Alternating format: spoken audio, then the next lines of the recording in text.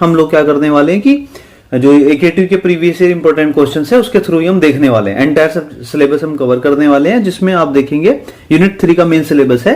Pollution क्या होता है, बेसिकली बहुत जनरल टर्म्स है और आपको ऑलमोस्ट काफी चीजें पहले से ही पता भी हैं, बट हम we will try to finish it by the easiest way, basically जितना आसानी से हो सकता है हम समझते हुए उसे पूरा कवर करने वाले हैं। तो इसमें हम देखेंगे पोल्यूशन और उसके इफेक्ट क्या है, मतलब पोल्यूशन क्या होता है, किस वजह से होता है, इसके रूट कॉजेज क्या हैं और उनके इफेक्ट क्या होते हैं पब्लिक हेल्थ पे या जो हमारा इन्वायरमेंट है इस पे क्या क्या इफेक्ट पड़ते हैं, ये हम देखने वाले हैं।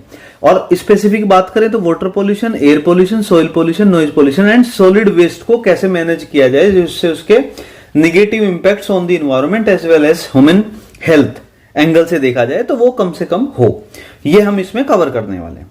चलिए स्टार्ट करते हैं क्वेश्चन 1 से। क्वेश्चन 1 है आपका, What do you mean by the term pollution and pollutants? Also classify the pollution. चलिए स्टार्ट करते हैं। Pollution refers to the introduction of harmful substances or contaminants into the environment, resulting in adverse effects on living organism, ecosystem and the overall environment. देखिए simple मतलब है pollution का, आपको मतलब क्या होता है पता है, हिंदी में प्रदूषण इसे बोलते हैं।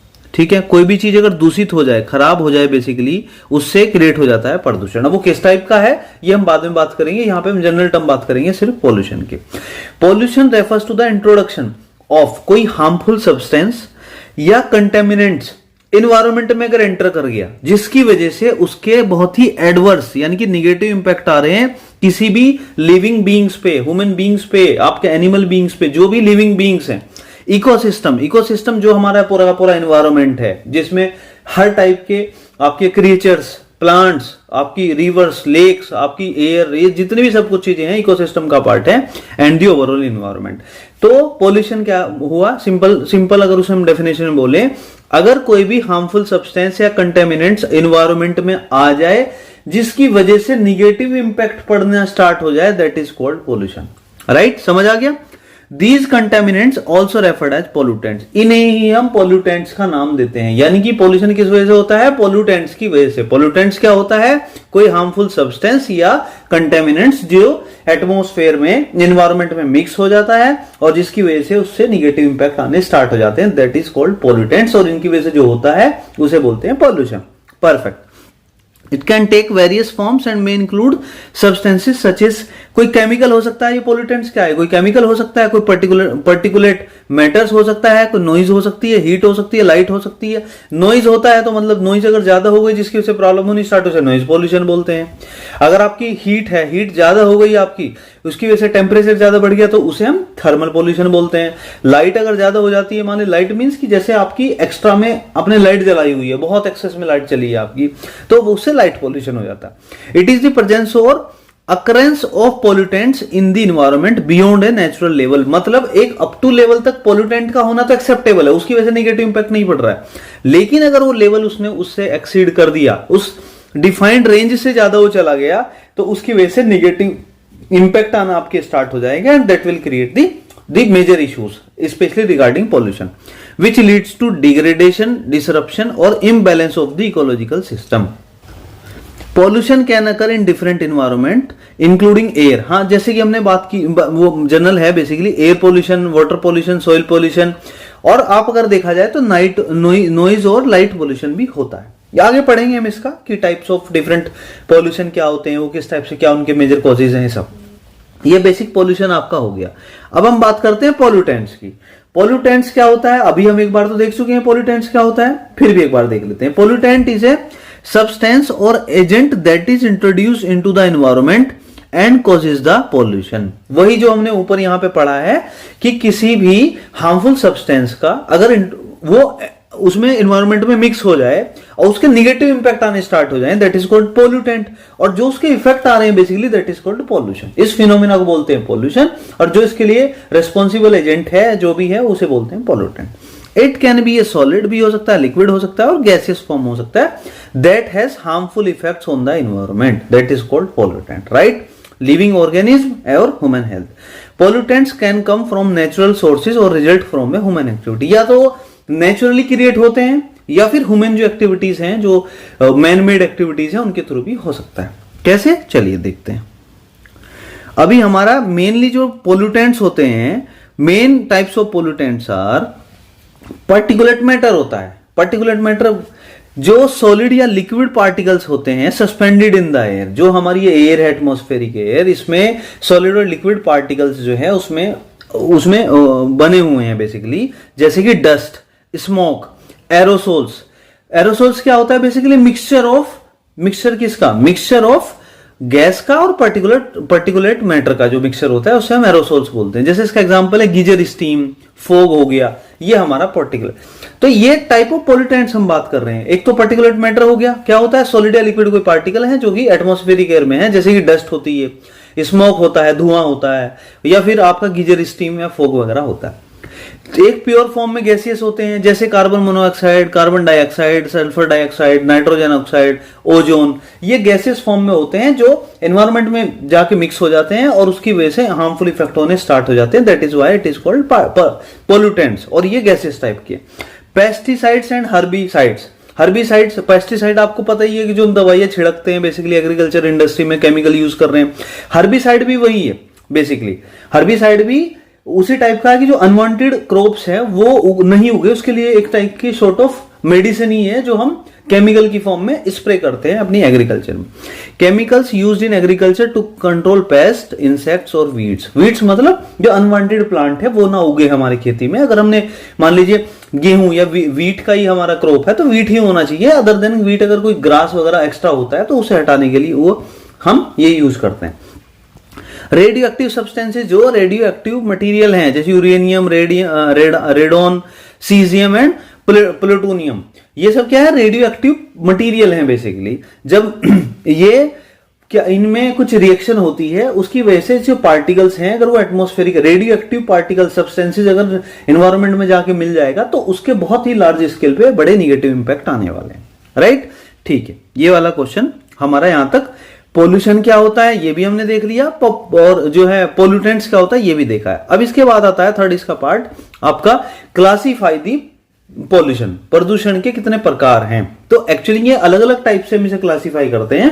पहले हम जनरल बेसिस पे देख लेते हैं, उसके बाद एक जो हम मेनली पढ़ने वाले हैं उसके बेस पे हम देखने वाले हैं। Pollution can be classified based on different basis और क्राइटेरिया। जैसे कि बेस्ड ऑन सोर्स, क्या उसका सोर्स है उसके बेस पे भी हम पोल्यूशन को क्लासिफाई करते हैं। जैसे हमने बोला point source solution. Point source solution का मतलब है point source pollution, it's pollution. Point source pollution का मतलब है कि हमें वो सोर्स पता है। पॉइंट सोर्स का मतलब है कि उस सोर्स का पॉइंट पता है कि कहां से पोल्यूशन जनरेट हो रहा है।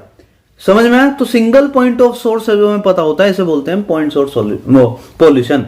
जैसे फैक्ट्री चिमनी, किसी फैक्ट्री की चिमनी से कुछ निकल के आ रहा है जो कि पोल्यूटेंट निकल के आ रहा है जो कि क्रिएट कर रहा है पोल्यूशन, तो हमें पता है, तो वो किस कैटेगरी में आएगा, वो आएगा पॉइंट सोर्स पोल्यूशन। या वेस्ट वाटर डिस्चार्ज पाइप, हमें पता है कि वेस्ट वाटर कौन से जो है पाइप से डिस्चार्ज हो रहा है, तो अगर हमें उसका आइडिया है फैक्ट्री से तो हम आइडेंटिफाई कर सकते हैं कि हमें पता है कि ये सोर्स ऑफ जनरेशन है हमारा पोल्यूशन का। नॉन पॉइंट सोर्स पोल्यूशन होता है जहां पे मल्टीपल सोर्सेज होते हैं जिन्हें आइडेंटिफाई करना बड़ा मुश्किल होता है, जैसे कि एग्रीकल्चरल रन ऑफ वाटर और urban storm water run of. मतलब अगर पानी, गंदा पानी निकल के आ रहा है एग्रीकल्चरल का तो वो आइडेंटिफाई करना मुश्किल है। या फिर आपका अर्बन मतलब जो सिटी वाला एरिया होता है वहां से जो निकल के आ रहा है उसे आइडेंटिफाई करना मुश्किल है कि कहां से एक्चुअली आ रहा है। बट अगर तो इसलिए हमने से बोला नॉन पॉइंट सोर्स पोल्यूशन। फिर है आपका based on persistence. Persistence means कि कब तक वो रिजिडली जो है रजिस्ट कर रहा है, बेसिकली कब तक वो फिनिश नहीं हो रहा है, कब तक वो चले जा रहा है। परसिस्टेंस मतलब कंटिन्यूअस है। बायोडिग्रेडेबल पोल्यूशन मतलब अपने आप ही जो डिग्रेड हो जाए, कंपोज हो जाए, अपने आप ही टूट जाए, अपने आप ही फिनिश हो जाए, ठीक है, जो कंपोज हो जाए। जैसे can be broken down and decomposed by natural process over time, मतलब कि नेचुरली ही नेचुरल प्रोसेस से ही अपने आप ही डिकम्पोज हो जाए और ओवर हो जाए ओवर द टाइम। जैसे ऑर्गेनिक वेस्ट होता है वो हमारा degraded by the bacteria and the other micro organism, इसके थ्रू वो अपने आप हो जाता है। जैसे आपका नॉर्मल, हम आजकल क्या हो गया आप देखेंगे, अगर पहले प्लास्टिक पॉलिथीन होती है, प्लास्टिक पॉलिथीन क्या करती है, वो डिग्रेड ही नहीं होती है, इसलिए उस पर बैन लगाया गया है। लेकिन इसलिए आजकल जो डिस्पोजेबल वाले ग्लासेस आ रहे हैं, आजकल क्रोकरी आ रही है, वो किस लिए आई है? वो इसलिए आई है क्योंकि वो बायोडिग्रेडेबल है। वो एक बार आप यूज करेंगे, फेंक देंगे तो अपने आप ही उसका क्या होगा, डिग्रेड हो जाएगा, तो उससे एनवायरमेंट को इंपैक्ट नहीं होगा।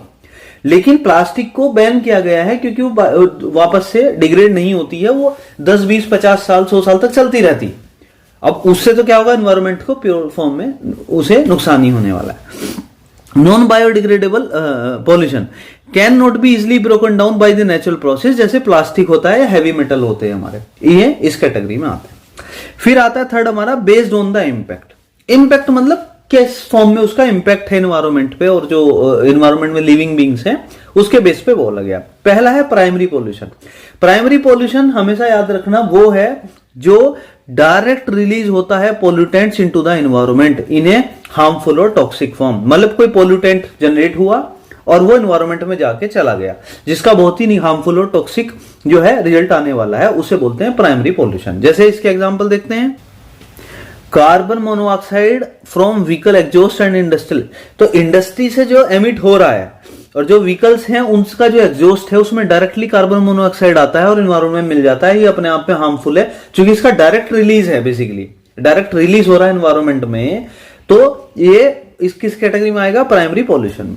सल्फर डाइऑक्साइड जो है रिलीज होती है from burning fossil fuels, particularly in power plants and industrial emissions basically. तो अब देखेंगे सल्फर डाइऑक्साइड, वो भी डायरेक्टली जो फॉसिल फ्यूल को हम जब बर्न करते हैं ना, उससे SO2 डायरेक्ट रिलीज होती है और एनवायरमेंट में चली जाती है। तो इसीलिए ये भी हमारा किस कैटेगरी में आता है, ये भी हमारा कैटेगरी में आता है प्राइमरी पॉल्यूशन।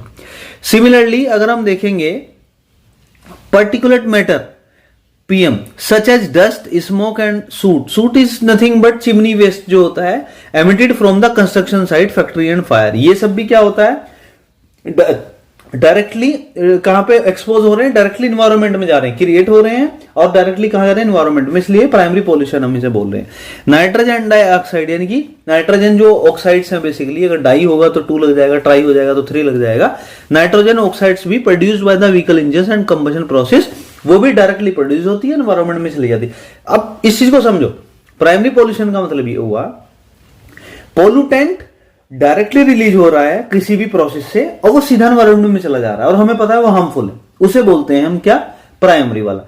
अब जब सेकेंडरी की हम बात करें, सेकेंडरी में सिंपल है, जो पोल्यूटेंट हमारा रिलीज हो रहा है वो हार्मफुल नहीं है, पर वो एटमॉस्फेयर में चला गया, वहां पे वो केमिकल रिएक्शन उसने किसी के साथ कर लिया, उससे उसने एक हार्मफुल पोल्यूटेंट बना लिया, अब वो इंपैक्ट डालने वाला है। तो प्राइमरी तो डायरेक्टली कर रहा है पर ये इनडायरेक्टली करेगा, राइट। अभी और फिर फर्दर समझते हैं।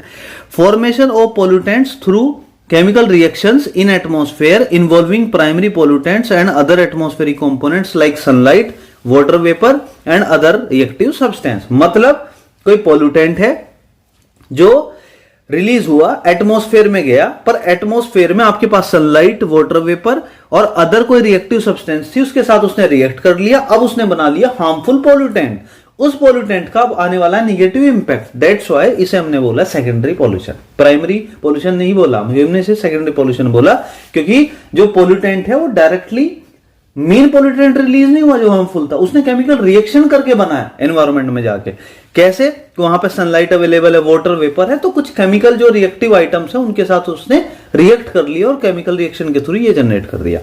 जैसे ozone 3 formed through the reaction of nitrogen oxide and the volatile organic compounds in the presence of sunlight. मतलब कि ओजोन O3 जो बनती है वो नेचुरली नहीं बनती है, ग्राउंड से नहीं जाती, अर्थ से किसी भी प्रोसेस से, नीचे से सिर्फ नाइट्रोजन ऑक्साइड जाता है। नाइट्रोजन ऑक्साइड किसी भी प्रोसेस के थ्रू रिलीज हुआ, उसने वोलेटाइल ऑर्गेनिक कंपाउंड जो सनलाइट में प्रेजेंट है उसके साथ रिएक्शन करके बना लिया ओजोन। अब ये ओजोन बन गया आपका पोल्यूटेंट, मेन पोल्यूटेंट। अब इस पोल्यूटेंट का आएगा बहुत adverse effect, that's why we are saying it secondary pollution. जैसे एसिड रेन होता है हमारा, कैसे बनता है वो, acid rain is formed when sulphur dioxide and nitrogen oxide react with water vapour. ये क्या करते हैं, वाटर वेपर से रिएक्ट करते हैं, ऑक्सीजन से एंड अदर केमिकल, जो केमिकल्स प्रेजेंट हैं एटमॉस्फेयर में उनके साथ जब ये रिएक्ट कर लेते हैं तब ये एसिड रेन बना लेते हैं। अब एसिड रेन को अगर हम देखें प्राइमरी पॉल्यूशन नहीं हम बोल सकते, क्योंकि प्राइमरी पॉल्यूशन वो डायरेक्टली नहीं जा रहा है किसी प्रोसेस से रिलीज होके, वो केमिकल रिएक्शन कर ले रहा है because of presence of reactive materials, reactive substances present in the atmosphere. जैसे इसने वाटर वेपर, ऑक्सीजन और अदर केमिकल के साथ एटमॉस्फेयर में जो प्रेजेंट थे रिएक्शन किया, रिएक्शन करने की वजह से हो गया acid rain. Smoke which is a mixture of primary pollutants such as nitrogen oxide and volatile organic compound reacting with sunlight and atmospheric condition। मतलब अगेन ये नाइट्रोजन ऑक्साइड और वोलेटाइल जो आपका ऑर्गेनिक कंपाउंड थे उसने रिएक्ट किसके साथ किया, सनलाइट के साथ किया और एटमॉस्फेरिक कंडीशन के साथ करके बना दिया स्मोक। तो इसलिए हमने इसे बोला सेकेंडरी। आई होप आप समझ गए, आइडिया बेसिकली समझ गए आप ये। चलिए आगे मूव करते हैं। ये था बेसिक कि किस टाइप का आपका क्लासिफिकेशन हमने किया है, बट अभी नॉर्मल फॉर्म में देखते हैं कि टाइप ऑफ पॉल्यूशन कितने होते हैं। ये तो एक्चुअल में आप वो भी टाइप ऑफ पॉल्यूशन ही है, but that is based on that. But जब जो पॉपुलर टाइप ऑफ हमारे पॉल्यूशन बनते हैं वो हम देख लेते हैं टाइप ऑफ पॉल्यूशन। तो पहला बनता है हमारा जो कॉमन है वही देखते हैं, 6-7 हमारे हैं हमारे पास। Air pollution. एयर पॉल्यूशन आपको पता है, मतलब जो एयर है हमारी एटमॉस्फेरिक, अगर उसमें कुछ जाके पोल्यूटेंट कंटामिनेट कर दिया उसने पूरी एयर को, एयर खराब कर दी, दूषित कर दी, तो उस एयर की वजह से जो हार्मफुल इफेक्ट आएंगे उसी को हम बोलते हैं air pollution. Contamination of air by harmful substances such as gases, particulate matter and chemicals caused by industrial emission, vehicle exhaust and burning of fossil fuel and other sources is known as air pollution. आपको समझ में आया क्या है? भाई देखिए, हमने atmosphere बोला कि देखो कुछ भी चीज कंटामिनेटेड हो सकती है, जिसमें भी पॉल्यूटेंट मिक्स हो जाएगा वो कंटामिनेटेड हो गया। अभी हम एयर पॉल्यूशन की बात कर रहे हैं, तो जो पॉल्यूटेंट है, हार्मफुल सब्सटेंस है, उसने क्या किया, एटमॉस्फेयर में जाके एयर को कंटामिनेट कर दिया, उसे खराब कर दिया, उसकी क्वालिटी को। जैसे गैस, पर्टिकुलेट मैटर, केमिकल्स, या फिर इंडस्ट्री का जो एमिशन हो रहा है उससे जो धुआं निकल रहा है, बेसिकली जो वेस्ट जा रहा है, व्हीकल का जो निकल रहा है, हमारे ऑटोमोबाइल है, बर्निंग ऑफ फॉसिल फ्यूल से, अदर सोर्सेज से जा रहे हैं, तो उससे एयर की क्वालिटी को डिग्रेड कर दिया हमने, एयर को हमने पोल्यूट कर दिया। That is why it is non air pollution. Similarly हम वाटर पॉल्यूशन की बात करें, अब अगर क्या होगा, contamination of water bodies. Water bodies क्या होती है, जैसे रिवर है, लेक्स है, ओशियन है, ग्राउंड वाटर है, सरफेस वाटर है, ये सब अगर हमने वो जो पोल्यूटेंट है उसने कंटामिनेट कर दिया किसे, वाटर को, किस फॉर्म में, रिवर में, लेक्स में, ओशियन में, ग्राउंड वाटर में, इसमें to the discharge of pollutants like chemical, sewage, industrial waste और एग्रीकल्चरल रन ऑफ, इनकी वजह से अगर वाटर पोल्यूट होता है तो इसे बोलते हैं वाटर पोल्यूशन। सिमिलरली हमारा सॉइल पोल्यूशन है। सॉइल कैसे होती है बताओ, कंटामिनेटेड।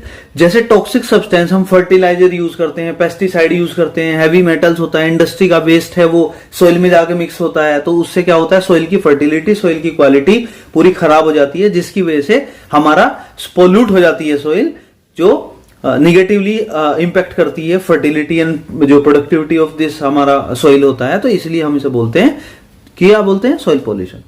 नॉइज पोल्यूशन आपको पता है, अगर एक्सेस अमाउंट में, जितनी एक्सेप्टेबल है उससे ज्यादा एक्सेस अमाउंट में नॉइज है तो उसे नॉइज पोल्यूशन बोलते हैं। जैसे एक्सेसिव और disturbing noise that disturb the environment and causes the discomfort और harm to human health is known as noise pollution.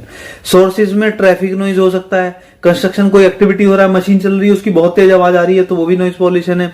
Industrial machinery चलती है, वो भी, लाउड म्यूजिक, आप स्पीकर पे गाने सुन रहे हो, इसलिए शादियों में 10 बजे के बाद जनरली डीजे वगैरह का बैन किया गया है, because it creates a noise pollution.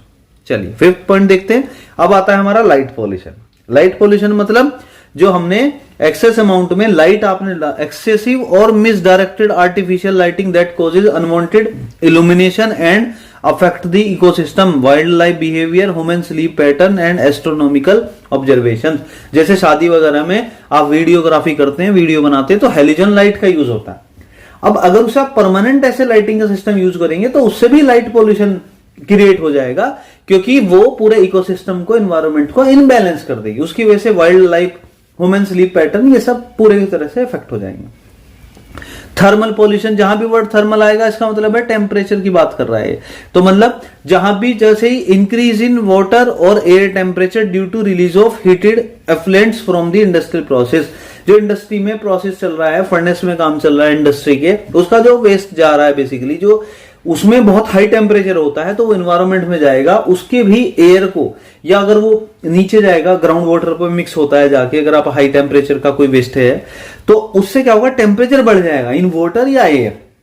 तो इससे क्या होगा, आपका एक थर्मल पॉल्यूशन हो रहा है क्योंकि वो आपका टेम्परेचर बढ़ा दे रहा है, राइट। आप समझ रहे, थर्मल मतलब टेम्परेचर और थर्मल पॉल्यूशन मतलब हाई टेम्परेचर पॉल्यूशन। मतलब अगर कोई ऐसा सब्सटेंस है जो पोल्यूटेंट है जो इंडस्ट्री वेस्ट के थ्रू पहुंच रहा है एनवायरमेंट में और वहां पे जाके वो हाई टेम्परेचर बढ़ा दे रहा है, इंक्रीज इन टेम्परेचर कर रहा है, that is known as thermal pollution.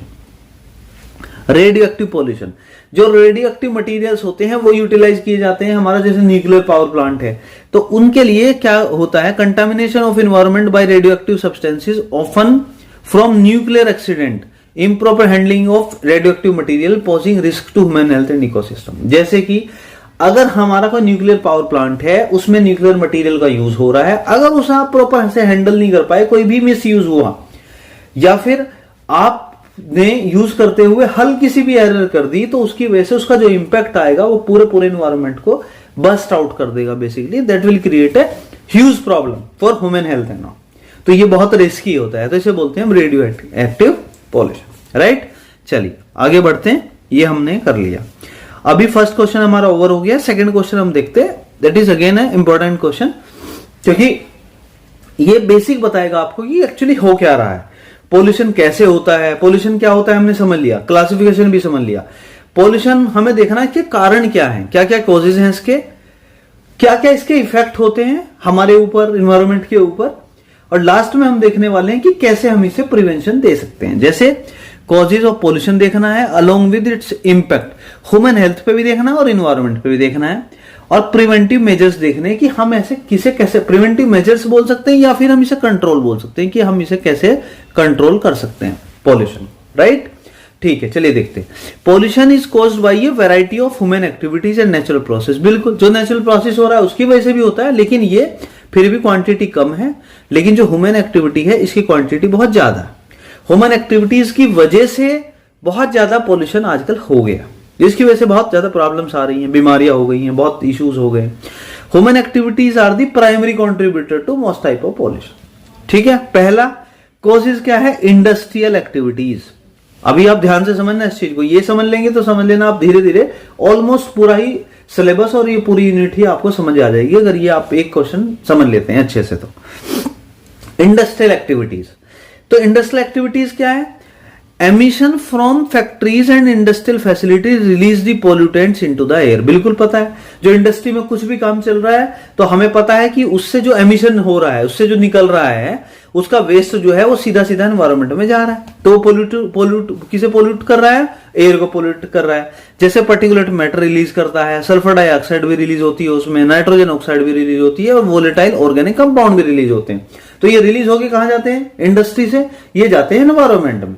Environment में जाएंगे तो एनवायरमेंट में एटमॉस्फेरिक एयर है, जैसे ही एयर में जाएंगे पोल्यूटेंट मिक्स हो जाएंगे और ये क्या करेंगे, उसे कर देंगे कंटामिनेटेड, जिसकी वजह से हो गया हमारा एयर पोल्यूशन, राइट। ये वाटर पोल्यूट भी करते हैं। जैसे इंडस्ट्रियल का, ये तो हमने गैसेस की फॉर्म में बात की जो एनवायरमेंट में जा रही है, लेकिन इनका जो वैसा वेस्टेज है जो डिस्चार्ज होता है, जिसमें केमिकल होते हैं, हैवी मेटल्स होते हैं, ये कहां जाते हैं, ये नालों के थ्रू जाते हैं, पानी में मिक्स हो जाते हैं, रिवर में मिक्स हो गया, लेक्स में मिक्स हो गया, ओशियन में मिक्स हो गया, सी में मिक्स हो गया, तो उसकी वजह से पानी में मिक्स होगा तो ऑब्वियस सी बात है पानी को पोल्यूट कर देगा, तो इसकी वजह से हो गया वाटर पॉल्यूशन, राइट। फिर बात करते हैं, हमें कॉजेज देखना है, पहला इंडस्ट्रियल एक्टिविटी, दूसरा हमने देखा व्हीकल एमिशन। व्हीकल, आजकल पॉपुलेशन बढ़ती जा रही है, पॉपुलेशन की वजह से हर घर में 4-4 गाड़ियां हो गई हैं। जो ऑटोमोबाइल ज्यादा होगा, गाड़ियां ज्यादा होंगी, तो उनका जो एमिशन है, आप चाहे पेट्रोल की गाड़ी लो, डीजल की गाड़ी लो, अभी तो खैर इलेक्ट्रिक व्हीकल आने लगे हैं आजकल, तो वो, लेकिन अभी उतना रेशो में नहीं है। अभी आप देखोगे तो अभी उस रेशो में नहीं बढ़ रहे हैं, may be 20 years 10 years down the line बहुत अच्छा इसका स्कोप रहेगा। तो combustion of fossil fuel in vehicle releases the pollutants into the air. मतलब ये बात कर रहा है, जो हमारा जो इंजन है, जिसमें पेट्रोल बर्न हो रहा है, जिसमें डीजल बर्न हो रहा है, उसमें से पोल्यूटेंट एयर में, जो उसका साइलेंसर होता है जिसके थ्रू निकल के आता है, वो क्या करता है, पोल्यूटेंट्स एयर में डाल देता है, जिसकी वजह से कार्बन मोनोऑक्साइड, नाइट्रोजन और पार्टिकुलेट मैटर रिलीज होते हैं और कहां जाते हैं, एनवायरमेंट में, जिसकी वजह से हो जाता है air pollution, right. Agriculture activities, जैसे एग्रीकल्चर हम आजकल खेती करते हैं सब लोग, या तो इंडिया में वैसे भी आप देखोगे तो मोर देन ऑलमोस्ट 65-70% जो है वो फार्मिंग ही होती है। The use of pesticide, herbicides and fertilisers, आपको पता है बहुत सारे पेस्टिसाइड्स मारने के लिए छोटे छोटे कुछ कीड़े लग जाते हैं, कुछ इशू हो जाता है तो वो करते हैं। हर्बिसाइड मतलब होता है एक ऐसी मेडिसिन जिसका स्प्रे करते हो आप, जिसकी वजह से अनवांटेड जो ग्रास होता है, आपको क्रॉप कोई और चाहिए, आप उसमें कुछ भी घास उग जाता है, उसे वो ना उगे उसके लिए। फर्टिलाइजर्स आपको पता है उसकी प्रोडक्टिविटी बढ़ाने के लिए हम लोग करते हैं। उससे क्या होता है, उसमें केमिकल्स होते हैं, तो वो सॉइल को और वाटर पोल्यूशन को कंट्रीब्यूट करता है पूरी तरह से। The run of from agricultural areas can carry these chemicals near by water bodies, मतलब अब आपने पेस्टिसाइड, हर्बिसाइड, फर्टिलाइजर का यूज कर रखा है अपनी खेती में, उसमें फार्मिंग में, जब क्या होगा, ये पानी बारिश हो या जिस भी वजह से हो तो इससे सॉइल भी खराब हो रही है, प्लस इसमें क्या होगा, जब इसका पानी इसका फ्लो होके जाएगा तो इसके साथ में केमिकल भी जाएगा पानी के साथ में, तो वो जहां पे भी जाएगा उस पानी को, जिस पानी के साथ मिक्स करेगा वो वाटर बॉडीज को भी कर देगा पॉल्यूट। ठीक है जी, चलिए अब देखते हैं 4 पॉइंट। हम बात कर रहे हैं इम्प्रॉपर वेस्ट डिस्पोजल, मतलब हमारा जो वेस्ट है, सॉलिड वेस्ट है या लिक्विड वेस्ट है, उसे आप प्रॉपर डिस्पोज नहीं कर रहे हो, आप उसे कहीं भी डाल दे रहे हो, ऐसी कहीं आपने रास्ते में डाल दिया, कहीं किसी भी इम्प्रॉपर तरीके से आप डिस्पोज नहीं कर रहे जैसे डिस्पोज सा होना चाहिए। Inadequate disposal of solid and hazardous waste can lead to soil, air and water pollution. Dumping of untreated और improperly treated waste contributes to environmental degradation, मतलब ये है कि जो भी आपका वेस्ट होता है, कचरा बेसिकली हम बात करें, कूड़ा कचरा जो भी है बेसिकली, उसे प्रॉपर ट्रीट किया जाना चाहिए और उसे जिसे जहां पे डालना है, जिस जगह रखना है, जो उसका एनवायरमेंट को इंपैक्ट ना करे, जिस प्लेस पे उसे बेसिकली करना है। जनरली आजकल तो ट्रीटमेंट करते हैं, ट्रीटमेंट ऑफ वेस्टेज करते हैं, जो हमारा वो होता है, जो वेस्ट होता है उसे ट्रीट करके रिसाइकिल कर देते हैं। अगर रीयूज हो सकता है तो रीयूज करते हैं, रिसाइकिल करते हैं, नहीं हो सकता तो उसे डंप कर देते हैं, ऐसी जगह डंप करते हैं जिससे उससे इंपैक्ट ना आए। अब अगर आप अपने वेस्ट को अपने पड़ोस में डाल दोगे तो उसमें मच्छर हो जाएंगे, उसमें बीमारियां हो जाएंगी, उसमें इतने वायरसेस पैदा हो जाएंगे कि कैसे रहेंगे आप, इन्वायरमेंट प्रदूषित हो जाएगा, पूरा पोल्यूट हो जाएगा, ह्यूमन लाइफ पूरी इफेक्ट हो जाएगी। तो इन सबको ध्यान में रखते हुए उसका प्रॉपर मैनेजमेंट होना जरूरी है कि कैसे, कहां पे उसे डिस्पोज किया जाए, कैसे रिसाइकिल किया जाए, किस टाइप से सब किया जाए। डिफॉरेस्टेशन हम ऑलरेडी लास्ट यूनिट में बहुत अच्छे से पढ़ चुके हैं। जितने आप पेड़ काटोगे, deforestation is nothing but clearing the large area of forest for agriculture. Logging मतलब लकड़ी का वो जो व्यापार है, बिजनेस है। Urban development reduces the natural capacity of ecosystem to absorb pollutants leading to air and soil pollution. Mining activities, हम mining करते हैं, हम किस लिए करते हैं, जो मिनरल्स हैं, नेचुरल रिसोर्सेज हैं, उन्हें एक्सट्रैक्ट करने के लिए हम करते हैं माइनिंग। अब इन माइनिंग की वजह से क्या होता है कि बहुत सारे, जब आप एक्सकेवेट करते हो, बहुत सारे मेटल्स निकलते हैं, बहुत सारे चीजें निकलती हैं उसमें से, जो कि एयर को, वाटर को और सॉइल को पूरी तरह से पोल्यूट कर देता है। This includes the heavy metal, toxic chemicals and sediments that can contaminate the surrounding environment. कैसे, अगर वो डंप होके वाटर के थ्रू किसी वाटर बॉडी में मिक्स होता है तो उसमें आपका लेक, रिवर जो भी आता है तो उसे वाटर पोल्यूट कर देगा।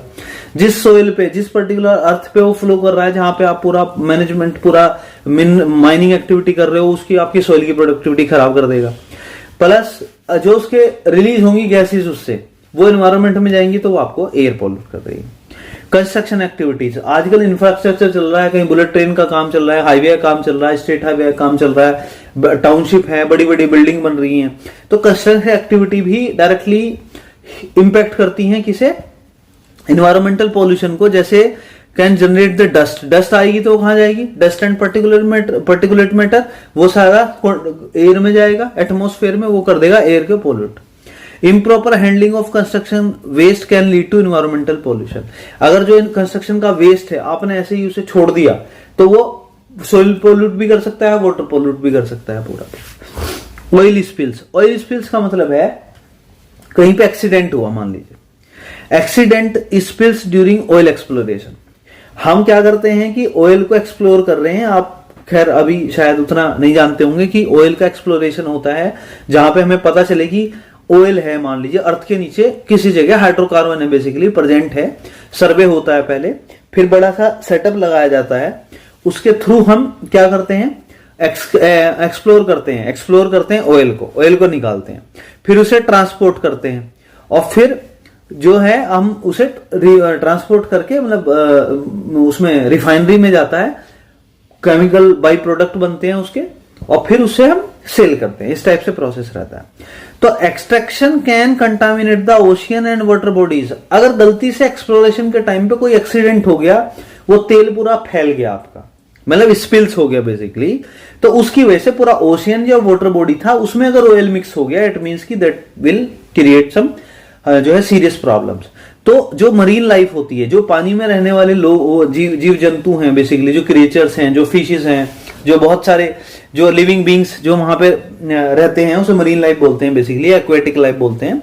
तो वो पूरे को उसका पूरा बैलेंस बिगाड़ देगा, and that will create pollution. This is why it is over use of plastic. Same plastic कैसी है, जिसे बायोडिग्रेडेबल नहीं किया जा सकता नेचुरली, तो उसकी वजह से आप बहुत अच्छे लेवल पे देखा जाए तो एक वो जो है हमारा पॉल्यूशन है, environmental pollution. Plastic can take a long time to decompose and can harm wildlife and ecosystem. Population growth, जाहिर सी बात है, जो भी प्रॉब्लम है वो मेरे को लगता है 90% पॉपुलेशन ग्रोथ चाहिए, क्योंकि पॉपुलेशन ग्रोथ होगी तो रिक्वायरमेंट ज्यादा होगी, आप ज्यादा गाड़ियां खरीदोगे, आप ज्यादा कंज्यूम करोगे, आप जो है ज्यादा ऑक्सीजन आप इनहेल करने वाले हो, तो अभी पूरे एनवायरमेंट का इम्बैलेंस होने वाला है इससे। Increasing population puts pressure on resources and leads to more waste generation contributing to the pollution. ठीक है, ये हमारा कॉजेज समझ में आता है। अब हम पढ़ेंगे इसके इफेक्ट क्या होते हैं। ये हमने कॉजेज कर लिया, अब हम पढ़ने वाले हैं इफेक्ट क्या होता है। Effects of pollution. इफेक्ट्स भी हम इसे दो फॉर्म में पढ़ने वाले हैं, एक ह्यूमन हेल्थ पे क्या होता है, दूसरा एनवायरमेंट पे क्या होता है। एक लॉजिक सी बात है कि इसका बहुत ही निगेटिव इंपैक्ट आता है, लेकिन चलिए देख लेते हैं। Respiratory system, respiratory problems. Respiratory मतलब जो आप ब्रीथ इन ब्रीथ आउट कर रहे हैं, जो आप सांस ले रहे हैं, वो सब कवर होता है आपका रेस्पिरेटरी प्रॉब्लम में। कैसे आता है, अगर एयर पोल्यूशन है उसमें particularly from the emission of vehicles and industrial activities can lead to respiratory issues such as asthma, bronchitis and other respiratory infection. ये डिसीज है। अस्थमा क्यों हो रहा है आपको, क्योंकि एयर आपकी पॉल्यूटेड है। अगर एयर पॉल्यूटेड है तो आप प्रॉपर क्या प्योर ऑक्सीजन ले रहे हैं, नहीं ले रहे हैं, उसके साथ में आप पॉल्यूटेंट भी ले रहे हैं। अगर आप लेंगे तो जाहिर सी बात है आपके लंग्स हैं वो प्रॉपर काम नहीं करेंगे, क्योंकि वो तो ऑक्सीजन के लिए बने हैं, आप उसमें पॉल्यूटेंट भी ले रहे हैं, तो आपको asthma, bronchitis and other respiratory infection and problems disease हो सकती हैं। कार्डियोवास्कुलर डिसीज, कार्डियो मतलब होता है आपका हार्ट रिलेटेड डिसीज, तो heart. Long term exposure to air pollution has been linked to an increase risk of cardiovascular disease including heart attack and stroke. ये भी पाया गया है पूरा मेडिकल स्टडी में कि अगर एयर पोल्यूटेड है तो आपका हार्ट डिसीज में हार्ट अटैक एंड स्ट्रोक्स आ सकता है। कैंसर के लिए बहुत खतरनाक है। जैसे कुछ पोल्यूटेंट इस टाइप के होते हैं जो एयरबोर्न पार्टिकल्स एंड केमिकल्स होते हैं, जिन्हें हम कार्सिनोजेंस भी कहते हैं। इस नाम का ये पोल्यूटेंट होता है, ये इतना खतरनाक होता है, इतना डेंजरस होता है कि ये आपके ह्यूमन बीइंग के अंदर कैंसर भी डेवलप कर सकता है। न्यूरोलॉजी इफेक्ट, एयर पोल्यूशन अगर है आपका, has been associated with neurological disorder including the cognitive decline, impaired learning and developmental issues in children. मतलब जो नर्वस सिस्टम है हमारा बेसिकली, वो भी पूरी तरीके से इंपैक्ट होता है, पूरा डिसऑर्डर में हो जाता है। जैसे कि हमारा कॉग्निटिव डिक्लाइन, मतलब हमें पहचानने में भी दिक्कत हो सकती है कि हम पहचान ही नहीं पा रहे। इंपेयर्ड लर्निंग, आप डेवलपमेंटल इश्यूज यानी चिल्ड्रन में उनके डेवलप होने में भी इश्यूज क्रिएट हो सकती हैं। वाटर बोर्न डिसीज, अगर वाटर पॉल्यूशन है आपका तो specially when caused by the contaminants like bacteria and parasites, तो ये क्या होगा, can lead to spread of water borne disease such as cholera and dysentery. ये हम ऑलरेडी डिस्कस कर चुके हैं याद लास्ट यूनिट में। वाटर बोर्न डिसीज का क्या मतलब होता है, जो वाटर से फैलती है। वाटर से कब फैलेगी, जब कंटामिनेटेड वाटर होगा। कंटामिनेटेड वाटर कब होगा, जब उसमें पोल्यूटेंट जाएगा और पोल्यूटेंट ने वाटर कंटामिनेट कर दिया। हम वही तो पढ़ रहे हैं पॉल्यूशन। अगर पॉल्यूशन में पोल्यूटेंट है जिसने वाटर को कंटामिनेट कर दिया, अब अगर आप उसे कंज्यूम करोगे तो वाटर बोर्न डिसीज क्रिएट हो जाएंगी ना आपको। सिक्स्थ है बर्थ डिफेक्ट, अगर exposure to certain pollutants during pregnancy can increase the risk of birth defects and developmental abnormalities in the infant. मतलब कुछ पोल्यूटेंट्स ऐसे भी होते हैं अगर प्रेगनेंसी के टाइम पे वो कंज्यूम कर लिए जाएं या उनका इनडायरेक्टली इफेक्ट आए तो जो चाइल्ड है उसे बर्थ डिफेक्ट भी हो सकता है, वो नॉर्मल नहीं हो सकता, उसमें कुछ ना कुछ डिफेक्ट पाया जाएगा डिलीवरी के बाद। ठीक है, ये वाला हमारा यहां पे हो गया ह्यूमन हेल्थ पे। अब हम इसे देखते हैं ऑन एक सेकेंड, हमने अभी किस पे देखा? On human health, sorry this is on environment, this is on environment. Okay ठीक है, इसे एनवायरमेंट हम इसे वो कर लेते हैं, चेंज कर लेते हैं, इसे आप भी चेंज कर लेना, this is on environment actually. ठीक है, this is on environment. Human health हम कर चुके हैं, बी एम एनवायरमेंट पे क्या इंपैक्ट पड़ता है पॉल्यूशन का। बायोडाइवर्सिटी लॉस, मतलब बायोडाइवर्सिटी मतलब अलग अलग टाइप के जो है जो क्रिएचर्स हैं, अलग अलग टाइप के बर्ड्स, एनिमल्स, अलग अलग टाइप के लिविंग बींग्स रह रहे हैं वहां पे, तो वो पूरा लॉस हो जाएगा। जैसे pollution particularly in the form of habitat destruction and contamination can contribute to the decline of plant and animal species leading to biodiversity। जैसे पर्टिकुलर किसी एटमॉस्फेरिक टेम्परेचर, प्रेशर, किसी पर्टिकुलर कंडीशन पे कुछ पर्टिकुलर प्लांट जिंदा रहते हैं, जीवित रहते हैं, एनिमल्स उसी सर्टेन क्राइटेरिया में वो सरवाइव कर सकते हैं। लेकिन अब तो हमारा एनवायरनमेंट तो पोल्यूट हो गया है, हमारा वाटर पोल्यूट हो गया, एयर पोल्यूट है, हमारा सब सॉइल पोल्यूट है, तो काफी टाइप के प्लांट आपके डेड हो जाएंगे, एनिमल्स हो जाएंगे, स्पेसीज खत्म हो जाएंगे धीरे धीरे, तो उसे हम बोलते हैं बायोडाइवर्सिटी लॉस। यूट्रोफिकेशन, देखो यूट्रोफिकेशन क्या होता है? Excessive nutrients often from agricultural runoff and wastewater can cause eutrophication in water bodies leading to oxygen depletion and harming aquatic life। Eutrophication का सिंपल मतलब समझो आप, जो पानी है, तालाब है या कोई भी आपकी वाटर बॉडीज है, ठीक है, उसमें जितने न्यूट्रिएंट्स चाहिए उतने हैं, लेकिन आपका एग्रीकल्चरल से केमिकल आ रहा है, इंडस्ट्री वाटर से केमिकल्स आ रहे हैं, वो केमिकल आके सब वाटर बॉडीज में मिक्स हो गए, तो उसमें न्यूट्रिएंट्स क्या है, एक लिमिट से ज्यादा हो गए, एक्सेसिव हो गए, एक्सेसिव न्यूट्रिएंट्स जितने रिक्वायर थे उससे ज्यादा हो गए और ऑक्सीजन की हो गई कमी, तो जिसकी वजह से जो उसके अंदर रहने वाले हैं ऑक्सीजन डिप्लेट हो जाएगी, और जो उसके अंदर रहने वाली एक्वेटिक लाइफ है, जो कि पानी पे डिपेंडेंट जो वो हैं आपके क्रिएचर्स हैं जो उसमें रहते हैं, तो उनकी लाइफ पूरी तरीके से वो हार्म कर देगा, डिस्ट्रॉय भी कर सकता है, इवन वो खत्म भी हो सकते हैं, मर भी सकते हैं हमेशा। सोइल डिग्रेडेशन, सोइल पोल्यूशन आपको पता है कि soil pollution affects the soil quality, fertility and ability to support the plant life, impacting agricultural productivity and ecosystem health. ये तो एक्सप्लेन करने की जरूरत नहीं, आपको पता है। एसिड रेन देख लेते हैं।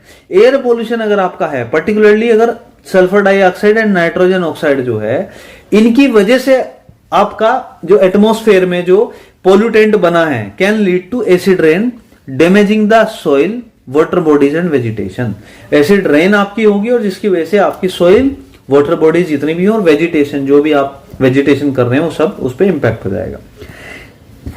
क्लाइमेट चेंज, कुछ पोल्यूटेंट ऐसे हैं जैसे ग्रीन हाउस गैसेज रिलीज होती हैं, कार्बन डाइऑक्साइड, वो क्या करेंगे, वो तो टेम्परेचर बढ़ा देंगे पूरे एटमॉस्फेयर का, तो वो क्लाइमेट चेंज के लिए रेस्पॉन्सिबल हैं, जिसे ग्लोबल वार्मिंग हम बोलते हैं, जिससे extreme weather events and disruptions in the ecosystem. Habitat destruction, habitat destruction मतलब, हैबिटेट मतलब होता है जो रहने वाले लोग हैं, जैसे मतलब पशु हैं, पक्षी हैं, बर्ड्स हैं, एनिमल्स हैं, प्लांट्स हैं, तो उनका हैबिटेट डिस्ट्रक्शन हो जाएगा, वो मतलब रह ही नहीं पाएंगे, वो they will just gone away. Pollution whether through chemical, या तो केमिकल कंटामिनेशन से हो या फिजिकल अल्टरेशन से हो, can destroy the natural habitat, जो नेचुरली उस टेम्परेचर पे, उस इन्वायरमेंटल कंडीशन में जो परफेक्ट होती है उसमें जो सरवाइव कर सकते हैं, अगर आपने वो पोल्यूट कर दिया, इन्वायरमेंट ही आपका पोल्यूट हो गया, जिस पानी में वो रहते हैं आपके क्रिएचर्स, वो पानी ही पोल्यूट हो गया, तो वो जो नेचुरल हैबिटेट्स था, जो नेचुरली रह रहे थे उसमें, उनका threatening the survival of many species, बहुत सारी स्पेसीज ऐसे ही खत्म हो जाए। राइट, ठीक है, चलिए आगे देखते हैं। हाँ, इसी का लास्ट पार्ट आता है आपका, इससे मैं आपको बोलता हूं मैं, ठीक है, इस क्वेश्चन का लास्ट पार्ट बचता है कि क्या प्रिवेंटिव मेजर्स हैं पॉल्यूशन के लिए। अब एक्चुअली क्या है कि हम आगे की स्लाइड्स में वाटर पॉल्यूशन पढ़ने वाले हैं, water, air, soil, noise and solid waste management पढ़ने वाले हैं। क्योंकि ये तो जनरल टर्म है कि पोल्यूशन कैसे कंट्रोल किया जाए, तो अब जनरल टर्म्स तो पोल्यूशन में की फॉर्म में कुछ बोल नहीं सकते हम, तो इसे हमें रिलेट करना पड़ेगा कि वाटर पोल्यूशन कैसे कंट्रोल करें, एयर कैसे करें, सोयल कैसे करें, नॉइज कैसे करें, यही जनरल टाइप के हमारे होते हैं। तो अब हम आगे जो पढ़ेंगे, आप 2 पॉइंट ऐसे ही वाटर के लिख देंगे, 2 एयर वाले लिखेंगे, 2 सोइल वाले, 2 नॉइज वाले और 2 आपका सॉलिड वेस्ट मैनेजमेंट वाले, राइट। तो इसीलिए मैंने इसमें नहीं दिखाया, अदरवाइज वो रिपीटेशन ऑफ द जो है वो आपका रिपीटेशन ऑफ द आंसर हो जाता, तो दैट इज नॉट गुड, मतलब उसमें कोई फायदा होने वाला नहीं था, हम बार बार रिपीट वही करते रहते। ठीक है, चलिए हम स्टार्ट करते हैं। तो आपको वहां से ऐसे करना है, I hope you understand this. चलिए आगे हम करते हैं। चलिए अभी सेकंड क्वेश्चन है, ये क्वेश्चन आया हुआ है 13, 14 एंड 17, 18 में।